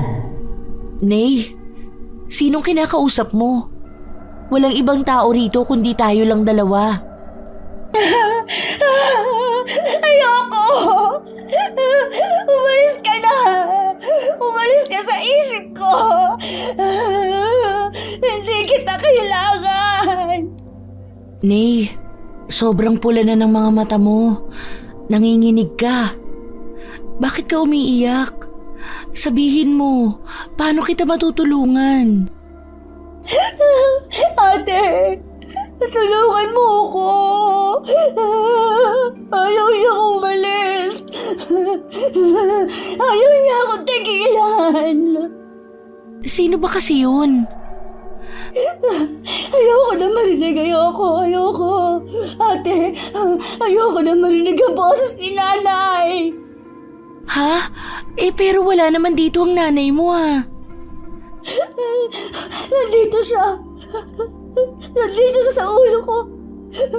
Paulit-ulit ang boses niya. Hindi ko alam pero naririnig ko siya. Anong sinasabi niya, Nay? Ang bango raw ng dugo. Ang sarap raw ng laman. Ayoko. Ayoko. Nay, makinig ka sa akin. Nandito ako. Hindi ka nag-iisa, okay? Huwag mong hayaan na kunin ka ng tinig na yan. Tama po kayo, ate. Isinumpa lang ako. Wala sa dugo ko ang pagiging isang halimaw. Mali ka, anak. Hindi totoong isinumpa ka. Dahil bunga kita. Nananalaytay sa dugo mo ang aking dugo. Ano bang sinasabi mo? Umalis ka na. Nagsisinungaling ka. Hindi ka totoo. Totoo ang sinasabi ko. Nagsinungaling sa'yo ang tatay mo. Katulad kita, anak. Kaya yakapin mo ang pagiging aswang natin. Hindi totoo yan! Hindi ka totoo! Umalis ka na! Muling umalingaw-ngaw ang sigaw ni Ney sa loob ng silid-imbakan. Maya-maya'y parang naubos ang lahat ng enerhiya niya sa katawan hanggang sa mawalan ng malay. Pagdilat ng mga mata niya ay nakauwi na siya sa kanilang bahay. Nakahiga sa banig, may basang bimpo sa noo at dama pa rin sa katawan ang pagod na hindi may paliwanag. Sabi niya po, narinig niya ang boses ng nanay niya. Anong klaseng tao po ba talaga ang nanay ni Ney, Mang Sedo? Matagal ko nang inilihim sa kanya ang tunay na katauhan ng nanay niya. Ayokong sundan niya ang yapak ng kanyang ina. Ano pong ibig niyong sabihin? Hindi ordinaryong tao si Melissa, ang ina ni Ney. Kagaya ng anak ko, isa siyang aswang. Akala ko noon nagbago na siya at tuluyang tinalikuran ng pagkaaswang pero nagkamali ako nang mabalitaan kong nambiktima na naman siya. Nang marinig ko yun, hindi na ako nagdalawang isip pa na umalis. Itinakas ko ang aking anak sa kanya. Kaya kami napunta rito. Kung ganon, hindi po pala isinumpa si Ney, kundi... Oo. Hinawahan siya ng pagkaaswang ng nanay niya. Siya ang pilit na sinasabi ng kanyang ina na nakatadhanang maging tagapagmana ng angkan nila. Hindi! Hindi totoo ang mga sinasabi ni tatay. Hindi yan totoo. Hindi ako aswang. Hindi ako halimaw. Ayoko! Natatakot ako. Paano kung bumalik si Melissa? Ayokong maging masama ang anak ko. Kaya nga hanggat maaari, sana'y ayoko nang ipaalam sa kanya ang lahat dahil mas mahihirapan lang siya. Pero base sa sinabi mo, sister, kinakausap na si Ney ng kanyang ina. Kaya kasi ni Melissa ang kumausap ng mga kalahi niya. Gamit lang ang isip. Isa yun sa mga kakayahan nila. Huli na po kayo, tay. Alam ko na po ang lahat. Narinig ko po lahat. Ney, anak.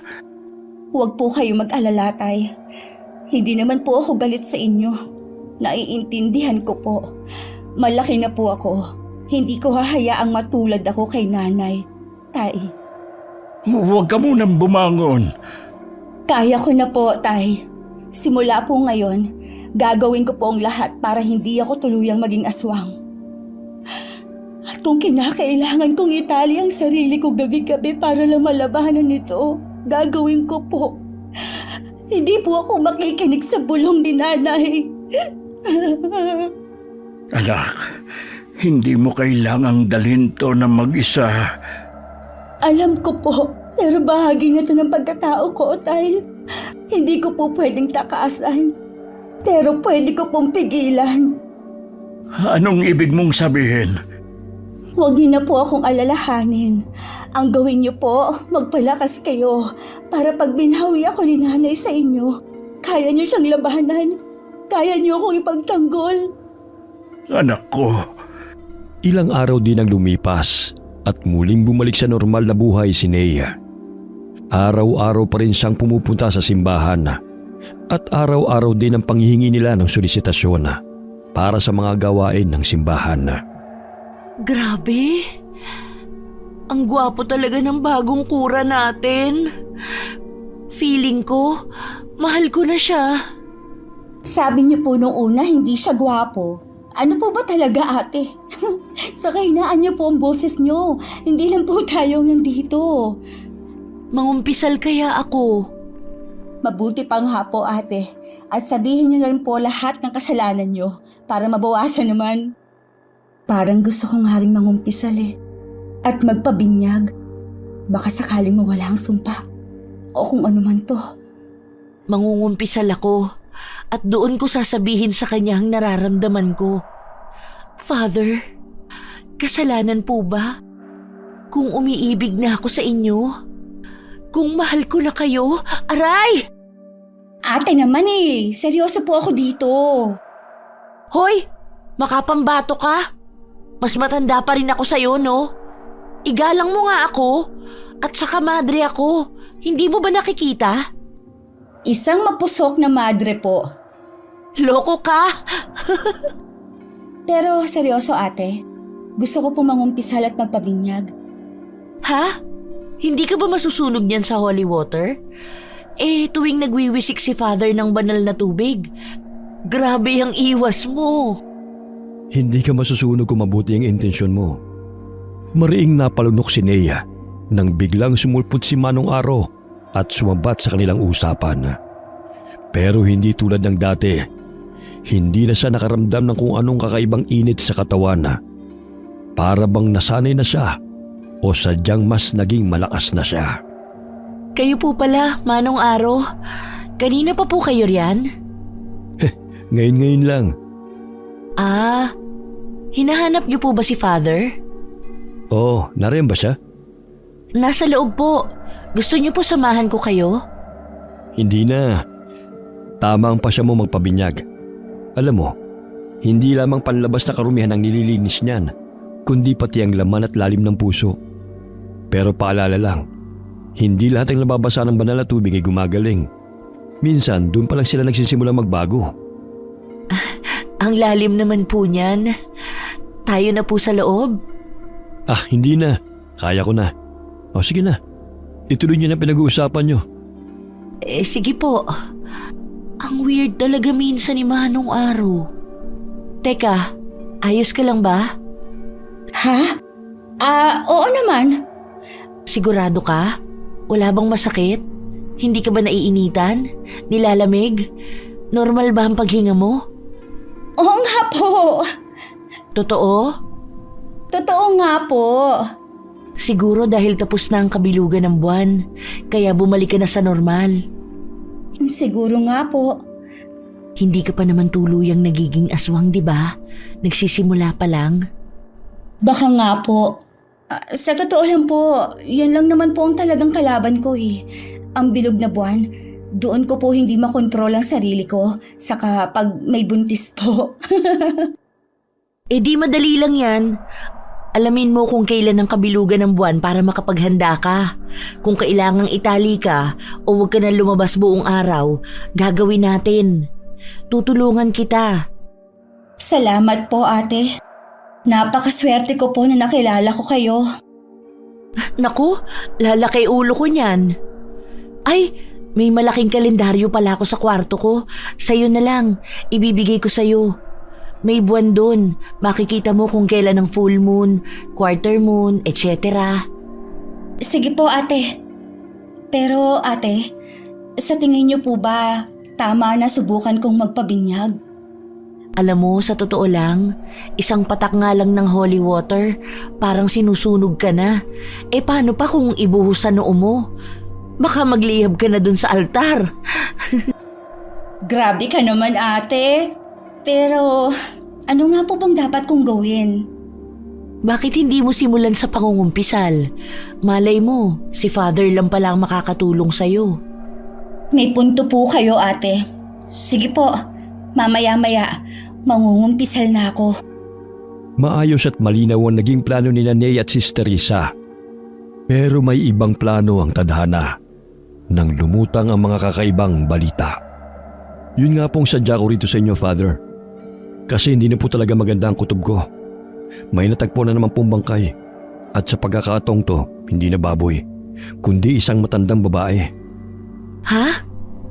Tama ba yung narinig ko? May pinatay? Wakwak po ang tiyan at nawawala ang lahat ng laman loob. Gusto ko po sanang humingi ng tulong sa simbahan. Kasi hindi ko na po kaya mag-isa, Father. Kapapanganak lang po ng asawa ko. Alam niyo naman po yun. Ate, wala akong alam dyan. Nay, hindi kaya nandito na sa baryo ang nanay mo? Paano niya po nasabi ate? Sabi kasi ni Mang Sedo, itinakas ka lang daw niya at inilayo sa nanay mo para hindi ka matulad sa kanya. Saka nabanggit niya na ikaw ang tagapagmana ng nanay mo. Naisip ko lang, hindi kaya? Huwag naman po sana, ate.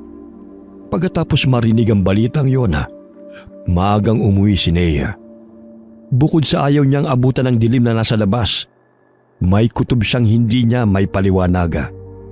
Ramdam niya na para bang may nakasunod sa kanya habang naglalakad. Tay? Tay? Sino ka? Nariyan ka na pala, anak. Hindi mo na ba ako nakikilala? Ako ito, si nanay. Nay? Ano pong ginagawa niyo rito? Lumayo ka sa anak ko! Lumayas ka rito! Hindi ka namin kailangan. Anak, tumakbo ka na! Ano po bang nangyayari? Nay, bakit po kayo nandito? Ano po kailangan niyo? Babawiin na kita, anak. Ang tagal mong nawala sa akin dahil sa tatay mo. Miss na kita. Sumama ka na sa akin. Gusto kitang makasama ulit. Hindi sasama sa iyo ang anak ko! Tay! Ayos lang po ba kayo? Mas lumalala po ang ubo ninyo. Anong ginawa niyo sa tatay ko? Anak, wala akong ginawa sa tatay mo. Ang totoo, siya ang may ginawang kasalanan sa akin. Inilayo ka niya. Kinuha ka niya't itinago. Parang hayop na ikinandado. Ang mga kagaya nating aswang ay dapat malaya. Nababaliw ka na. Ginawa lang yun ni tatay dahil masama kayo. Kayo ang dahilan ng lahat ng paghihirap ko. Umalis na po kayo. Hindi ako sasama sa inyo. Anong ginawa mo sa anak natin, Sedo? Sinira mo ang pagkakataon nating mabuo bilang pamilya. Anak, makinig ka sa akin. Kailangan mo kong pakinggan. Kailangan mo kong samahan bago mahuli ang lahat. Anong ibig yung sabihin sa bagong mahuli ang lahat? Anak, ikaw ang susunod na magiging tagapagmana ng lahi natin. Magiging mayaman ka. At kung sasama ka sa akin, papayagan kitang ipagamot ang tatay mo sa isang mamahaling ospital. Huwag kang makinig sa kanya, anak! Nililinlang ka lang niya. Manahimik ka, Sedo. Huwag mong agawan ng kalayaang mamili ang anak natin. Huwag mo siyang linlangin. Akala mo ba hindi ko alam? Ang alin po, tay? Hindi ko ito sinabi sa kanya dahil kahit papano, ayoko kamuhi ang kanya. Pero sinasagad mo na ako, Melissa. Anak, ang nanay mong dahilan ng... Tay! Anong ginawa niyo sa tatay ko? Bakit mo siya sinaktan? Ha? Walang hiya ka! Ang lakas nun, ha? Tumilapon siya! Tay! Huwag kang makinig sa kanya. Sumama ka na sa akin. Hindi mo makukuha ang anak ko. Patayin mo na lang ako. Huwag na nating gawing komplikado to. Simple lang. Sumama ka sa akin at hahayaan kong mabuhay ang tatay mo. Nababaliw ka na ba? Papatayin mo ang tatay ko para lang mangyari ang gusto mo? Pinatunayan mo lang kung gaano ka kasama. Masama ka rin naman. Kahit anong tanggi mo, hindi magbabago ang katotohanang nananalaytay sa katawan mo ang dugo ko. Masarap ba ang laman ng loob ng baboy na kinain mo? Sayang, nagtimpi ka kasi noong full moon. Hindi mo tuloy natikman kung gaano kasarap ang bagong silang na sanggol. Mas masarap pa yun sa isang makunat na matanda.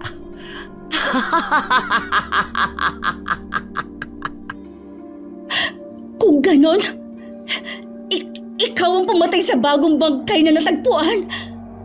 Eh ano ngayon? Aswang ako. Anong inaasahan mo sa akin? Saka mabuting at matanda lang ang pinuntirya ko at hindi yung bagong silang na anak ng albularyo. Pero huwag kang mag-alala. Nakaplano na yun. Napakasama mo talaga. Hindi ka pa rin nagbabago. Hindi ako sasama sa inyo. Hindi ako sasama sa isang baliw at siraulo na kagaya mo. Napakasakit mo namang magsalita, anak. Para namang hindi ka nang galing sa akin. Ayokong gawin to pero ayokong magsisi ka sa huli. Kahit ano pa ang sabihin mo, hindi ako sasama sa'yo. 20 anyos na ako, Nay. May karapatan na akong magpasya para sa sarili ko. At sa pagkakataong to, pipiliin ko si tatay kesa sa inyo. Hindi ako sasama sa isang aswang na sumira ng pamilya namin para lang sa tawag ng laman at gutom. Sige, bibigyan kita ng oras at pagkakataon. Babalik ako. Hindi mo na kailangan bumalik. Buo na ang pasya ko. Para siyang nabunutan ng tinig nang makitang umalis na ang kanyang ina. Pero alam niyang hindi pa doon natatapos ang lahat. Tay, ayos lang po ba kayo? Anak, nag-aalala lang ako. Kilala ko ang nanay mo. Hindi siya titigil hanggat hindi niya nakukuha ang gusto niya. Tay, may dugo na po yung ubo niyo. Kailangan niyo na po talaga magpatingin sa doktor. Hindi na, anak. Wala nang doktor na makakapagpagaling ng sakit ko. Ano pong ibig niyong sabihin? Ang nanay mo, siyang nagbigay sa akin ng sakit na ito. At kahit mapilit mo pa siyang bawiin to, huli na ang lahat. Pero tay, baka naman po may paraan pa. Wala na, anak. Tinatanggap ko na. May taning na ang buhay ko. Tay, wag naman po kayo magsalita ng ganyan. Tatagan mo ang loob mo, anak. Hindi pa naman ako mawawala ngayon. Sasamahan pa kita sa laban na ito. Kaya magpakatatag ka, ha? Naiintindihan mo? Opo, tay. Opo. Ganyan nga. Kinaumagahan, umagang nagtungo si Nay sa simbahan para manghingi ng tulong. Ang aga mo naman yata ngayon. May nangyari ba? Ate Risa, nagpunta po sa bahay si nanay kagabi. Ha? Huwag tayo dito mag-usap sa simbahan. Doon tayo sa likod, sa may hardin. Hindi na po ate. Wala na pong oras. Nagpunta ako rito para sana magpasama sa inyo. Saan? Kay Manong Aro po. Sa albularyo? Bakit? Mahaba pong kwento. Ipapaliwanag ko na lang po sa daan. Sige, sandali lang at magpapaalam muna ako. Matapos payagan na umalis si Sister Risa, pumunta kagad sila sa bahay ng albularyo. Habang nasa daan ay nagkwento na si Nay sa kaibigan. Kagaya nga po ng sabi ko, nagpunta si nanay sa bahay at gusto niyang sumama ako sa kanya. Ate, siya rin po pala ang aswang na pumatay sa matandang babaeng natagpuan. At ang dahilan kung bakit nagkasakit si tatay. Napakasama niya, ate. Napakasama niya. Tahan, nanay. Magiging maayos din ang lahat. Alam ko pong hindi sasang-ayon si tatay sa desisyon kong lumapit sa albularyo. Pero ate, nakataya rin dito ang buhay ng anak ng albularyo. Anong ibig mong sabihin? Balak ni nanay na biktimahin ang anak niya. Ano? Grabe! Napakasama naman pala talaga ng nanay mo. Tama lang ang pasya mo at sigurado kung maiintindihan ka rin ni Mang Sedo. Oh, nandito na pala tayo. Sandali at kakatok muna ako. Oh, kayo pala. Ano sadya nyo? Ano po? Ayos ka lang ba? Pwede po ba tayo mag-usap sa medyo malayo po rito? Ang mag-ina ko lang ang kasama ko ngayon. Hindi ko sila pwedeng iwan. Si Ate Risa na lang po muna ang magbabantay sa kanila. Pwede po ba yun? Mahalaga lang po ito. Pumayag na po kayo. Huwag po kayo mag-alala, hindi po ako aalis. Sige. Pumayag ang albularyo. Kaya sumama ito kay Nay para makapag-usap sila. Sapat lamang ang layo ng lugar na pinuntahan nila para hindi maamoy ng dalaga ang mabangong halimuyak ng sanggol. Ano bang sasabihin mo't kailangan pang lumayo? Siguruhin mo lang mahalaga talaga to. Sobrang importante po. May aaminin po ako. Naghihintay ako. Siguro naman po napapansin nyo na may kakaiba sa akin. Tama po ang hinala nyo. Isa po akong aswang. Wala po ba kayong sasabihin? Ikaw nagaya makipag-usap at nagsabing may sasabihin ka, hindi ba? Diretsuhin mo na ako. Tulungan niyo po ako. Tulungan ninyo akong puksain ang nanay ko. Hindi ko po ginusto maging isang aswang. Hindi ko po ito pinangarap. At kahit kailan, hindi ko gugustuhin pumatay ng tao para lang mapahawi ang gutom ko. Alam ko pong misyon nyo ang puksain ng mga kagaya ko, pero baka pwede naman po na huwag na ninyo akong ibilang sa mga papatayin ninyo. Kailangan po ako ng tatay ko. May sakit po siya. Isa pa, pabait po ako. Hindi po ako nambibiktima. At bakit ko naman gagawin ang sinasabi mong pagpatay sa nanay mo? Dahil balak ng nanay ko na biktimahin po ang anak ninyo. Ano? Kung tama po ang hinala ko, sa darating na blue moon niya balak gawin. May panahon pa po tayo para pigilan siya. Sa susunod na buwan na yon. Matutulungan niyo po ba ako? Hindi ko alam kung mabuti ba talaga ang intensyon mo o kung ano ang dahilan mo. Lalo na't alam ko ang ginagawa niyong dalawa ni Sister Risa sa likod ng simbahan at sa ngalan ng Diyos. Gusto ko lang malinaw sa iyo. Hindi ko to gagawin para sa iyo. Gagawin ko to para sa anak ko at sa mga taong maaari maging susunod na biktima ng iyong ina. Alam ko pong hindi mabuti. Nagkasala ako, pero gusto ko pong magpasalamat. At pangako po, pagkatapos nito, handa akong magbayad sa lahat po ng kasalanan ko sa simbahan at sa Diyos. Mabuti kung ganon. Pero may isa pa po akong pakiusap. Pwede niyo po bang gamutin ang tatay ko? Hindi po siya aswang. Biktima lang din po siya. Kung maaari po sana, tulungan niyo rin po siya. Gamutin ang tatay mo? Pwede kong subukan. Manggagamot ako, oo. Pero hindi ako naghihimala. Kailangan ko siyang makita para malaman ang kalagayan niya. Maraming salamat po, Manong Aro.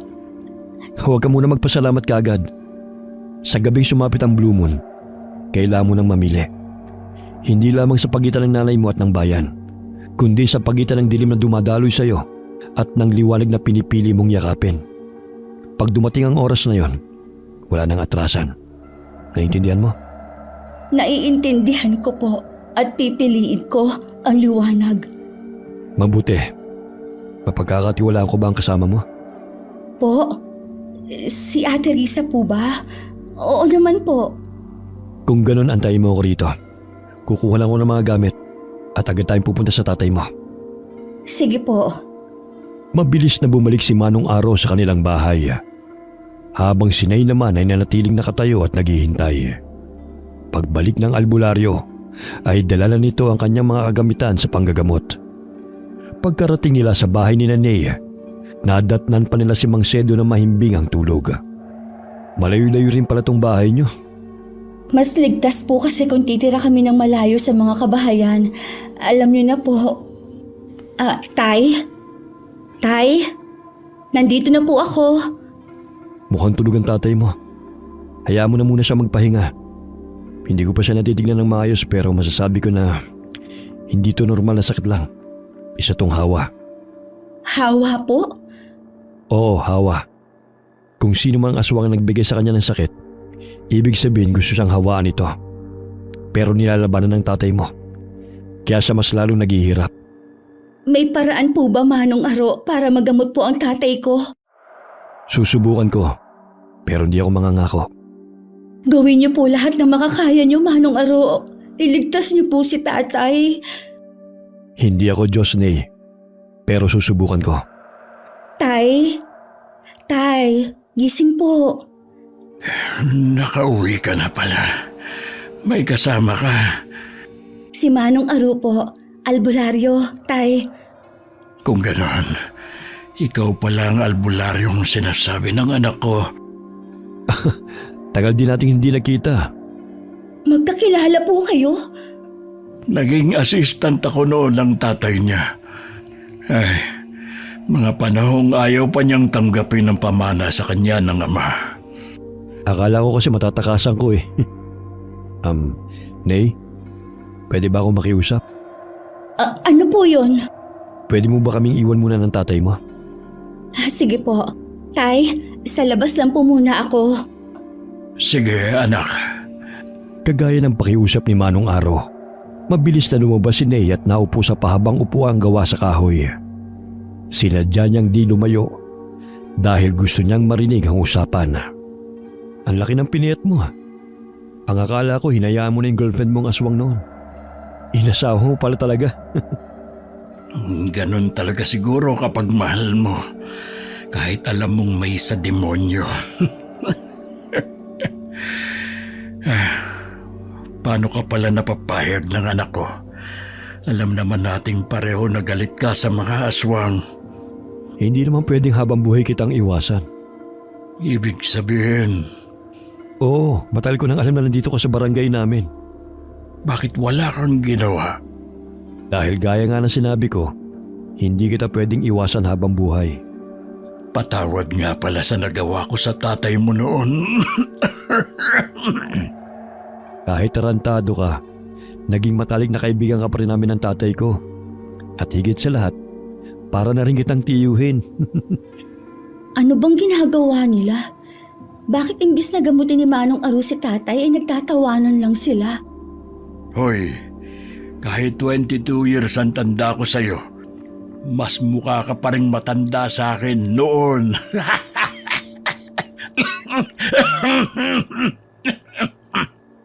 Ayan, sige, tawa pa. Kailan mo babalak sabihin sa anak mo? Pwede bang ikaw nang magsabi sa kanya? Pati ba naman sa anak mo? Magpakalalaki ka naman. Hindi ko yata kakayanin magpaalam sa kanya. Sa unang pagkakataon na, nakita ni Nay na naging mahina si Mang Sedo sa harap ng ibang tao. Gusto niyang lapitan at yakapin ang ama. Pero alam niya na kahit anong gawin niya, wala na talagang pag-asa pa. Pero gusto niya pa rin sumugal. Naiintindihan ko, pero mukhang alam niya na. Hindi mo na kailangang sabihin. Alam na niya. Hindi ako sigurado kung gaano kalalim ang alam niya. Pero sigurado ako, nasasaktan na siya. Anak ko yun. Dapat akong nagprotekta sa kanya. Hindi ako ang dahilan ng sakit niya. At may pagkakataon ka pa para itama mga pagkukulang mo. Hindi pa huli ang lahat.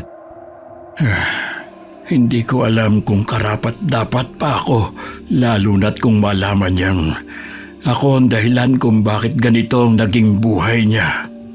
Ang totoo, Sedo, hindi lamang dugo ng aswang ang dumadaloy sa bata. Dugo mo rin yun. At may kabutihan pa rin sa'yo. Kaya may pag-asa pa siya. Naramdaman ni Nay ang bigat ng bawat salita. Gusto niyang malaman ang buong katotohanan. Pero pinili niyang manahimik. Dahil sa sandaling yun, mas kailangan niyang unawain hindi lamang ang kanyang ama, kundi pati ang sarili niyang pinagmulan. Aro, kung sakaling hindi na ako magising bukas, pwede bang ikaw nang bahala sa kanya? Tigilan mo nga yung drama mo. Buhay ka pa. At habang buhay ka pa, ikaw mismo ang dapat gumawa niyan. Tay, Humiga ka na. Sisimulan ko ng panggagamot. Hindi ako sigurado kung may silbi pa ba to pero susubukan ko pa rin. Aro, huwag mong masyadong galingan ha. Baka mapilitan pa akong mabuhay ng matagal. Kung may tawa kang ganyan, may laban ka pa. Huwag ka magkunwaring handa ka na. Inilabas ni Manong Aro ang isang maliit na mangkok na gawa sa baon ng nyoga. Binuhusan niya ito ng itim na langis.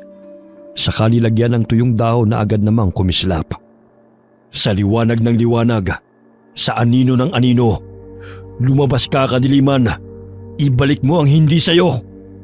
Aro, mainit. Parang may apoy sa loob ko. Huwag kang bibitaw. Pero bitiwan mo ang sakit. Isuko mo ang galit. Panginoon, sana po gumana. Pagalingin niyo po ang tatay ko. Ano ito? Parang pinipilas ang bituka ko. Hindi tama to. Dapat lumabas na ang sumpa. Nay, sa labas ka lang. Pero, Aro, hindi ko na kaya. Sa halip na gumaang ang lagay ni Mang Sedo, mas lalo siyang nanghina. Nanginig ang buo niyang katawan at muling sumuka ng mas maraming dugo. Nangingitim na rin ang gilid ng kanyang labi. Hindi gumana. May humaharang. Mas malalim ang kapitang itim na mahika sa katawan niya kaysa sa inaasahan ko. ibig sabihin, hindi niyo po siya kayang gamutin? Sabi ko naman sa'yo, manggagamot ako pero wala akong himala. Sabi ko sa'yo huwag mong masyadong galingan, Aro. Tumigil ka dyan. Mas sinuswerte ka pa't buhay ka pa. Tay, sorry. Sorry po. Huwag kang umiyak. Buhay pa ako, di ba? Manong Aro, wala na po ba tayo magagawa? Baka may paraan pa po.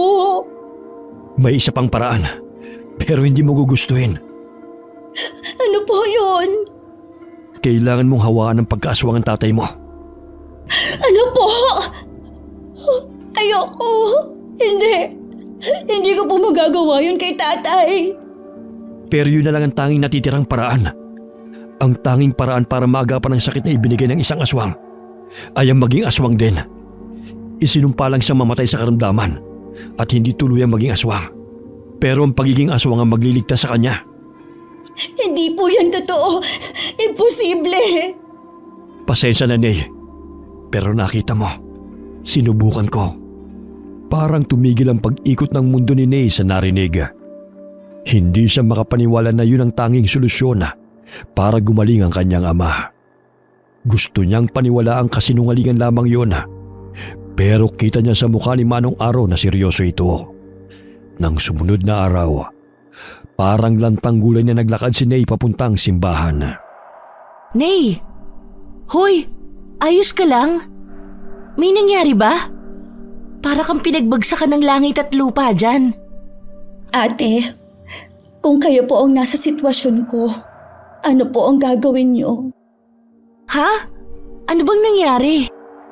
Kasi po, Oh, sinubukang gamutin ni Manong Aro si tatay, di ba? Pero wala na raw po talagang ibang paraan kundi ang hawahan ko siya ng pagiging aswang ko. Ha? Ate, nahihirapan ako. Ano pong gagawin ko?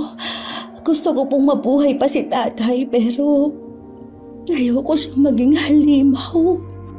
Diyos ko, Nay. Hindi ko alam ang tamang sagot. Hindi kasi ako. Ikaw. Pero naiintindihan ko. Mahirap yan. Parang pinipili mo magdusa rin siya. Pero pareho po kami masasaktan kahit ano pa po ang piliin ko. Kapag hinayaan ko siya mamatay, mawawala siya. Pag niligtas ko po siya, baka hindi na siya maging siya. Ganyan talaga pag mahal mo ang isang tao. Lahat ng pagpipilian mo, masakit, walang panalo. Pero bakit parang ako lang po ang kailangang mawalan? Kasi ikaw ang nagmamahal. At sa totoo lang, ang tunay na pagmamahal, minsan hindi patas. Minsan ikaw lang ang lumalaban, ikaw lang ang sumusugal. Pero alam mo rin sa sarili mo, hindi mo kayang manood lang. Kung gagawin ko yun sa kanya, hindi ko na alam, ate. Tinanong mo na ba ang tatay mo? Nag-usap na ba kayo tungkol dito? Hindi pa po. Sa totoo lang po, natatakot po ako sa pwedeng maging sagot niya. Naiintindihan ko.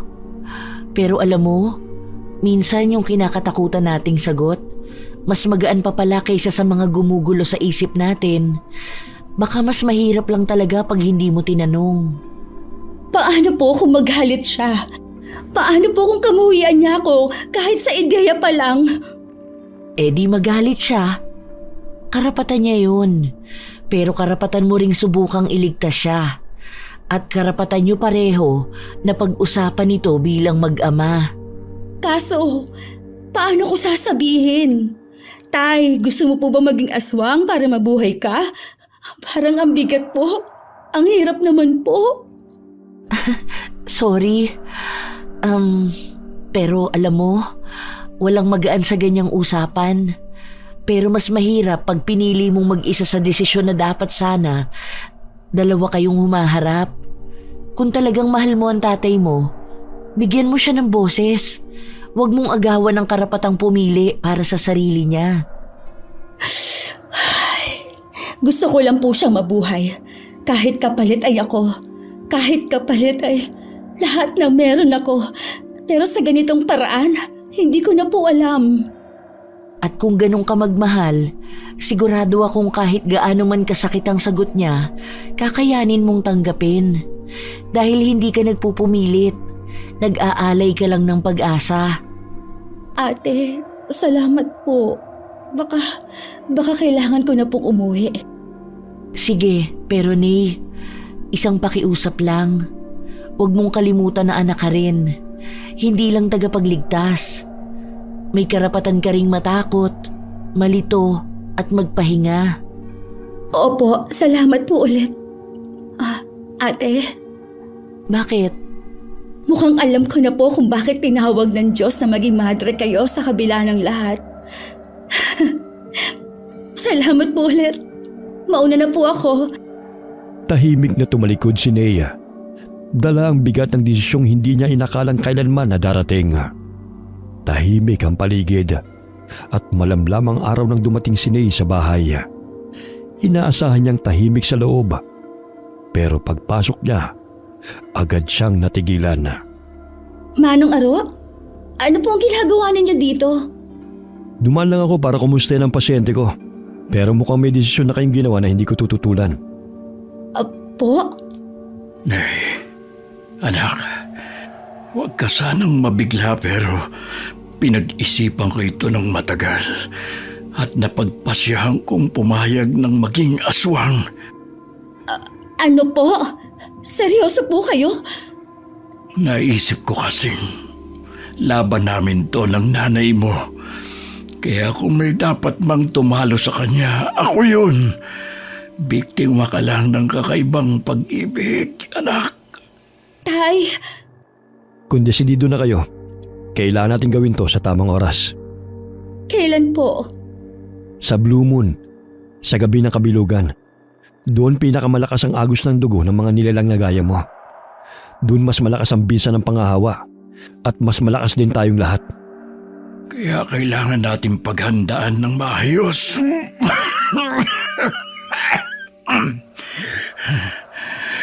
Hindi lang ito tungkol sa akin o sa'yo, kundi tungkol sa kung anong klaseng kinabukasan ang gusto mong itayo, anak. May sapat na oras pa tayo bago ang Blue Moon. Sa mga araw na yon, mag-iipon tayo ng lakas, ng anting-anting at ng tapang. Tumango si Nea. Napangiti siya dahil sa wakas, hindi na siya nag-iisa. Kagaya ng plano, mas pinalakas ni Nea ang katawan niya para sa gagawin nila. Ganon din ang ginawa ng kanyang ama. Inumin mo to araw-araw, Sedo. Hindi nito kayang palisan ang sakit mo, pero makakatulong tong palakasin ang katawan mo para matanggap ang pagbabago. Para ka talagang tatay mo. Kung ano-anong mapapait ang pinapainom sa akin. Kanino pa ba ako magmamana? Alangan sa'yo. Inumin mo na yan. Huwag mo akong daanin sa tawa mo. Nasamid yata ako. Pahingin ng tubig.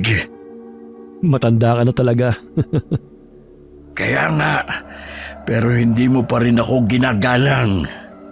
Sino po bang mas matanda sa inyo? Mas matanda ng 22 years ang tatay mo. Bakit po parang ang casual nyo lang mag-usap? Suwail kasi itong si Aro.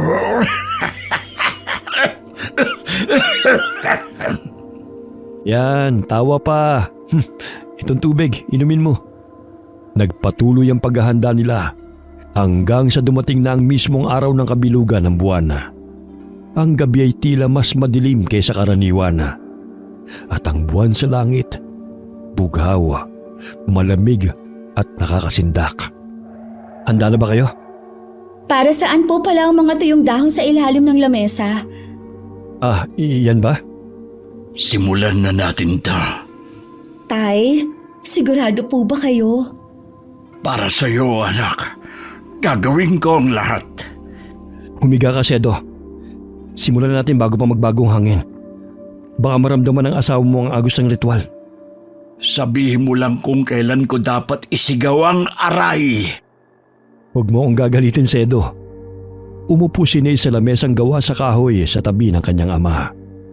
Sa gitna ng isang bilog na iginuhit sa lupa, sinindihan ni Manong Aro ang mga tuyong dahon ng saging na pinahira ng dugo ng uwak. Umalingasaw ang amoy ng usok na tila may sariling buhay. Ney, hawakan mo kamay ng tatay mo. Kapag sinabi kong handa na, hayaan mo pumasok ang dugo mo sa ugat niya. Huwag kang bibitaw kahit anong mangyari. Opo. Huwag kang kakabahan. Ikalma mo lang ang sarili mo. Kalmado na po. Kalmado ka na raw. Pero naririnig ko hanggang dito ang kabog ng dibdib mo, anak. Tay naman po. Alam mo ba, sa dami ng iniyakan kong gabi, iniisip ko kung kailan darating yung araw na magpapasalamat ako sa sakit. Ngayon ko lang siguro naiintindihan.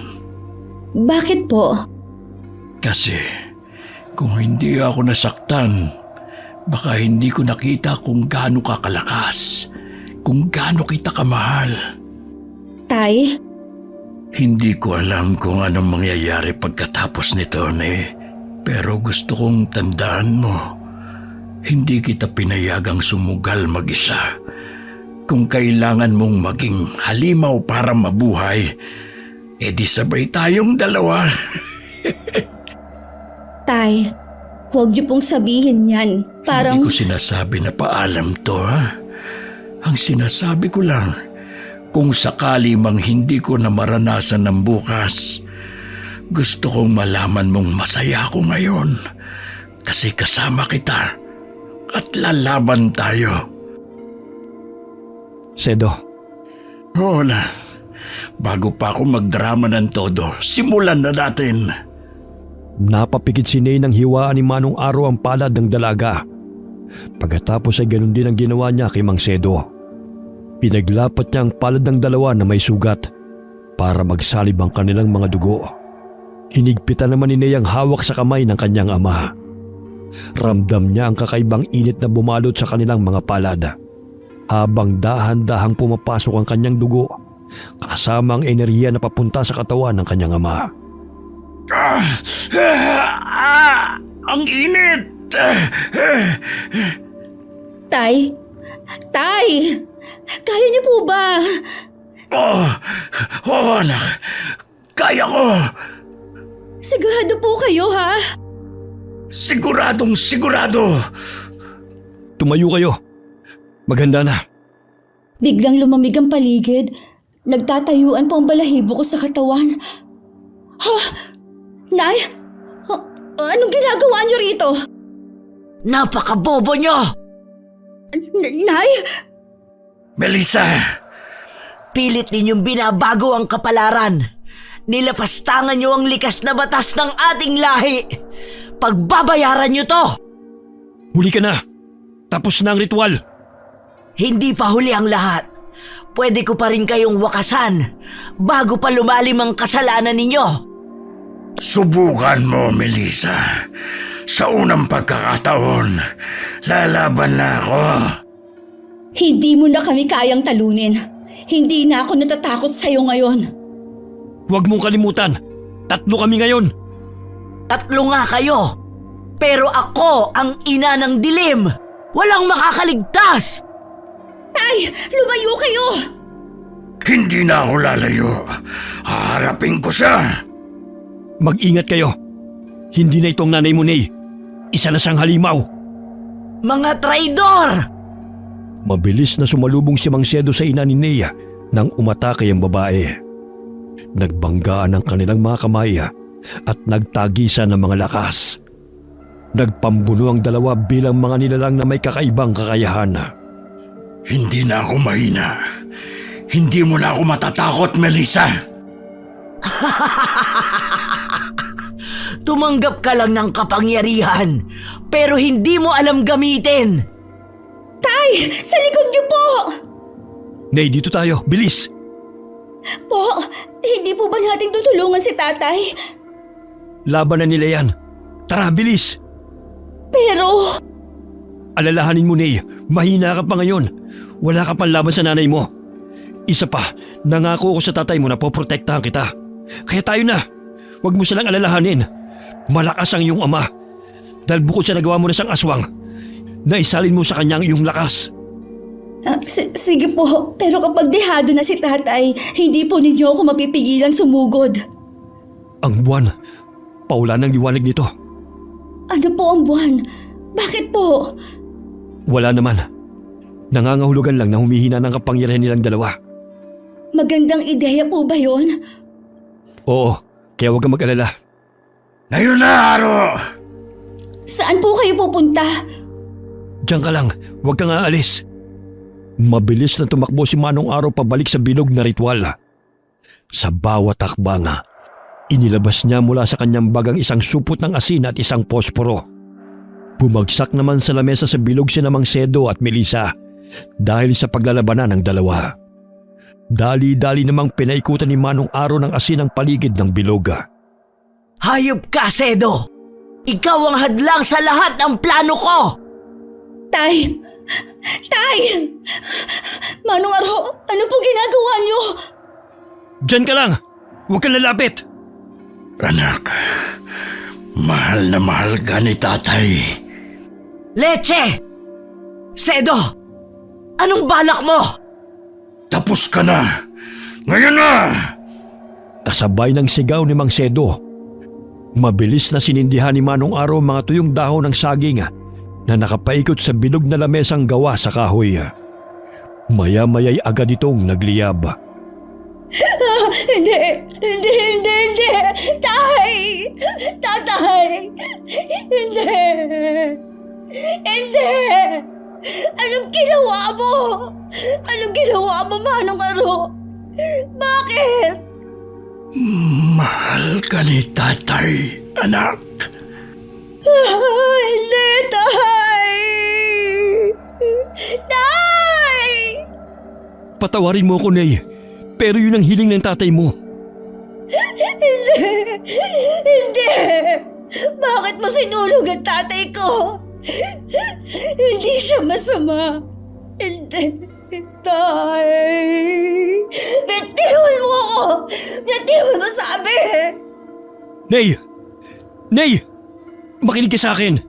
Ito ang gusto ng tatay mo. At ito na lang ang natitirang paraan para maging malaya ka.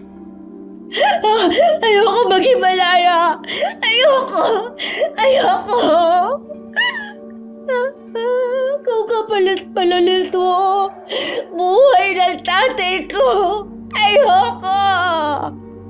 Itinulak ni Ney ang albularyo at mabilis na tinulungan ng ama para mailigtas sa apoy.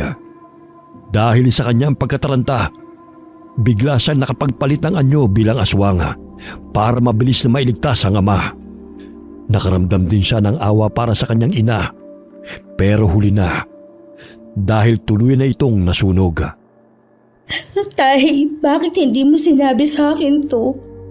Bakit hindi mo sinabi na ito palang plano nyo, ha? Bakit?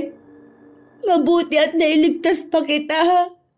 Balak mo ba ako mabuhay sa konsensya? Ha? Nakakainis ka. Patawarin mo ko, anak. Ginawa ko lang yun para hindi na siya makatakas. Nagsakripisyo ang tatay mo dahil mahal ka niya. Pero hindi niya dapat ginawa yun. Hindi. Marami namang paraan pa eh. Tay, ayos lang po ba kayo? May mga sugat kayo. Nalapnos ang ilang bahagi ng katawan mo. Lumalaki na ang apoy. Kailangan na natin lumabas dito. Doon muna kayo sa bahay ko. Kailangan ko rin magamot ang tatay mo, Nay. Nagmamadali silang lumabas ng bahay. Pagkalabas ay nakita nila kung paano unti-unting nilamon ng apoy ang bahay. Dahil nabubukod naman ang kanilang tinitirhan sa kabahayan. Kaya walang kapitbahay na naapektuhan ng sunog. May ilang residente na dumating para tumulong, pero hindi na rin naapula ang apoy. Kinabukasan, nasa bahay sila ni Manong Aro at nag-uusap habang nag-aalmusal. Tignan nyo nga naman ang pagkakataon. Hindi pa talaga kayo tinakda na mamatay sa sunog. Buhay pa rin kayo. Yun nga lang, tuloy na kayo naging aswang.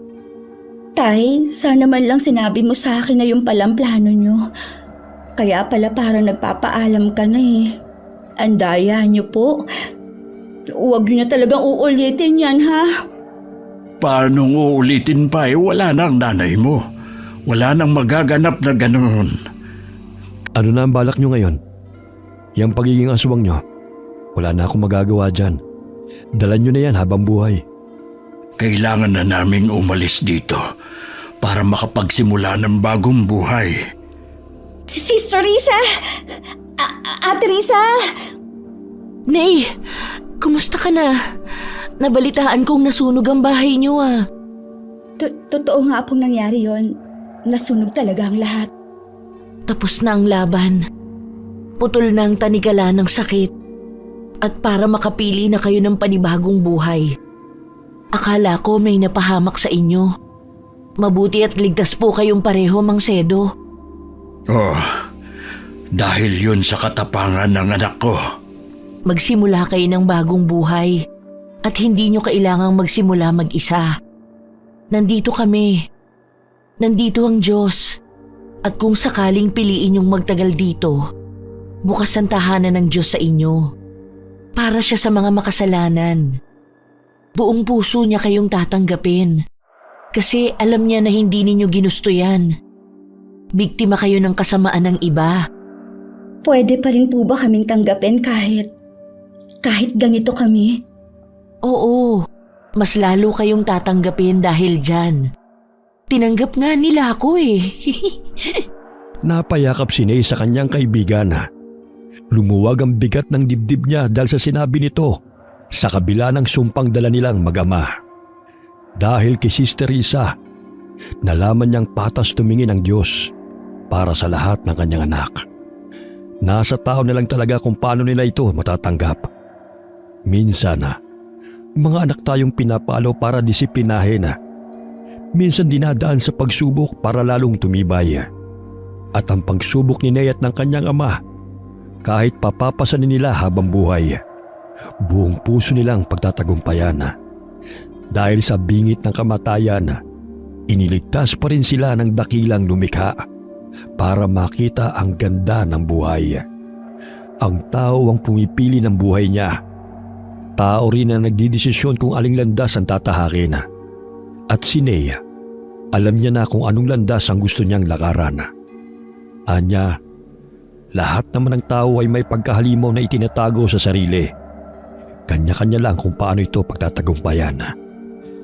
Sa kaso nga lang nilang mag-ama, ang pagkahalimaw ay literal. Pero alam nilang kaya nilang harapin nang walang ibang nasasaktan. Wakas.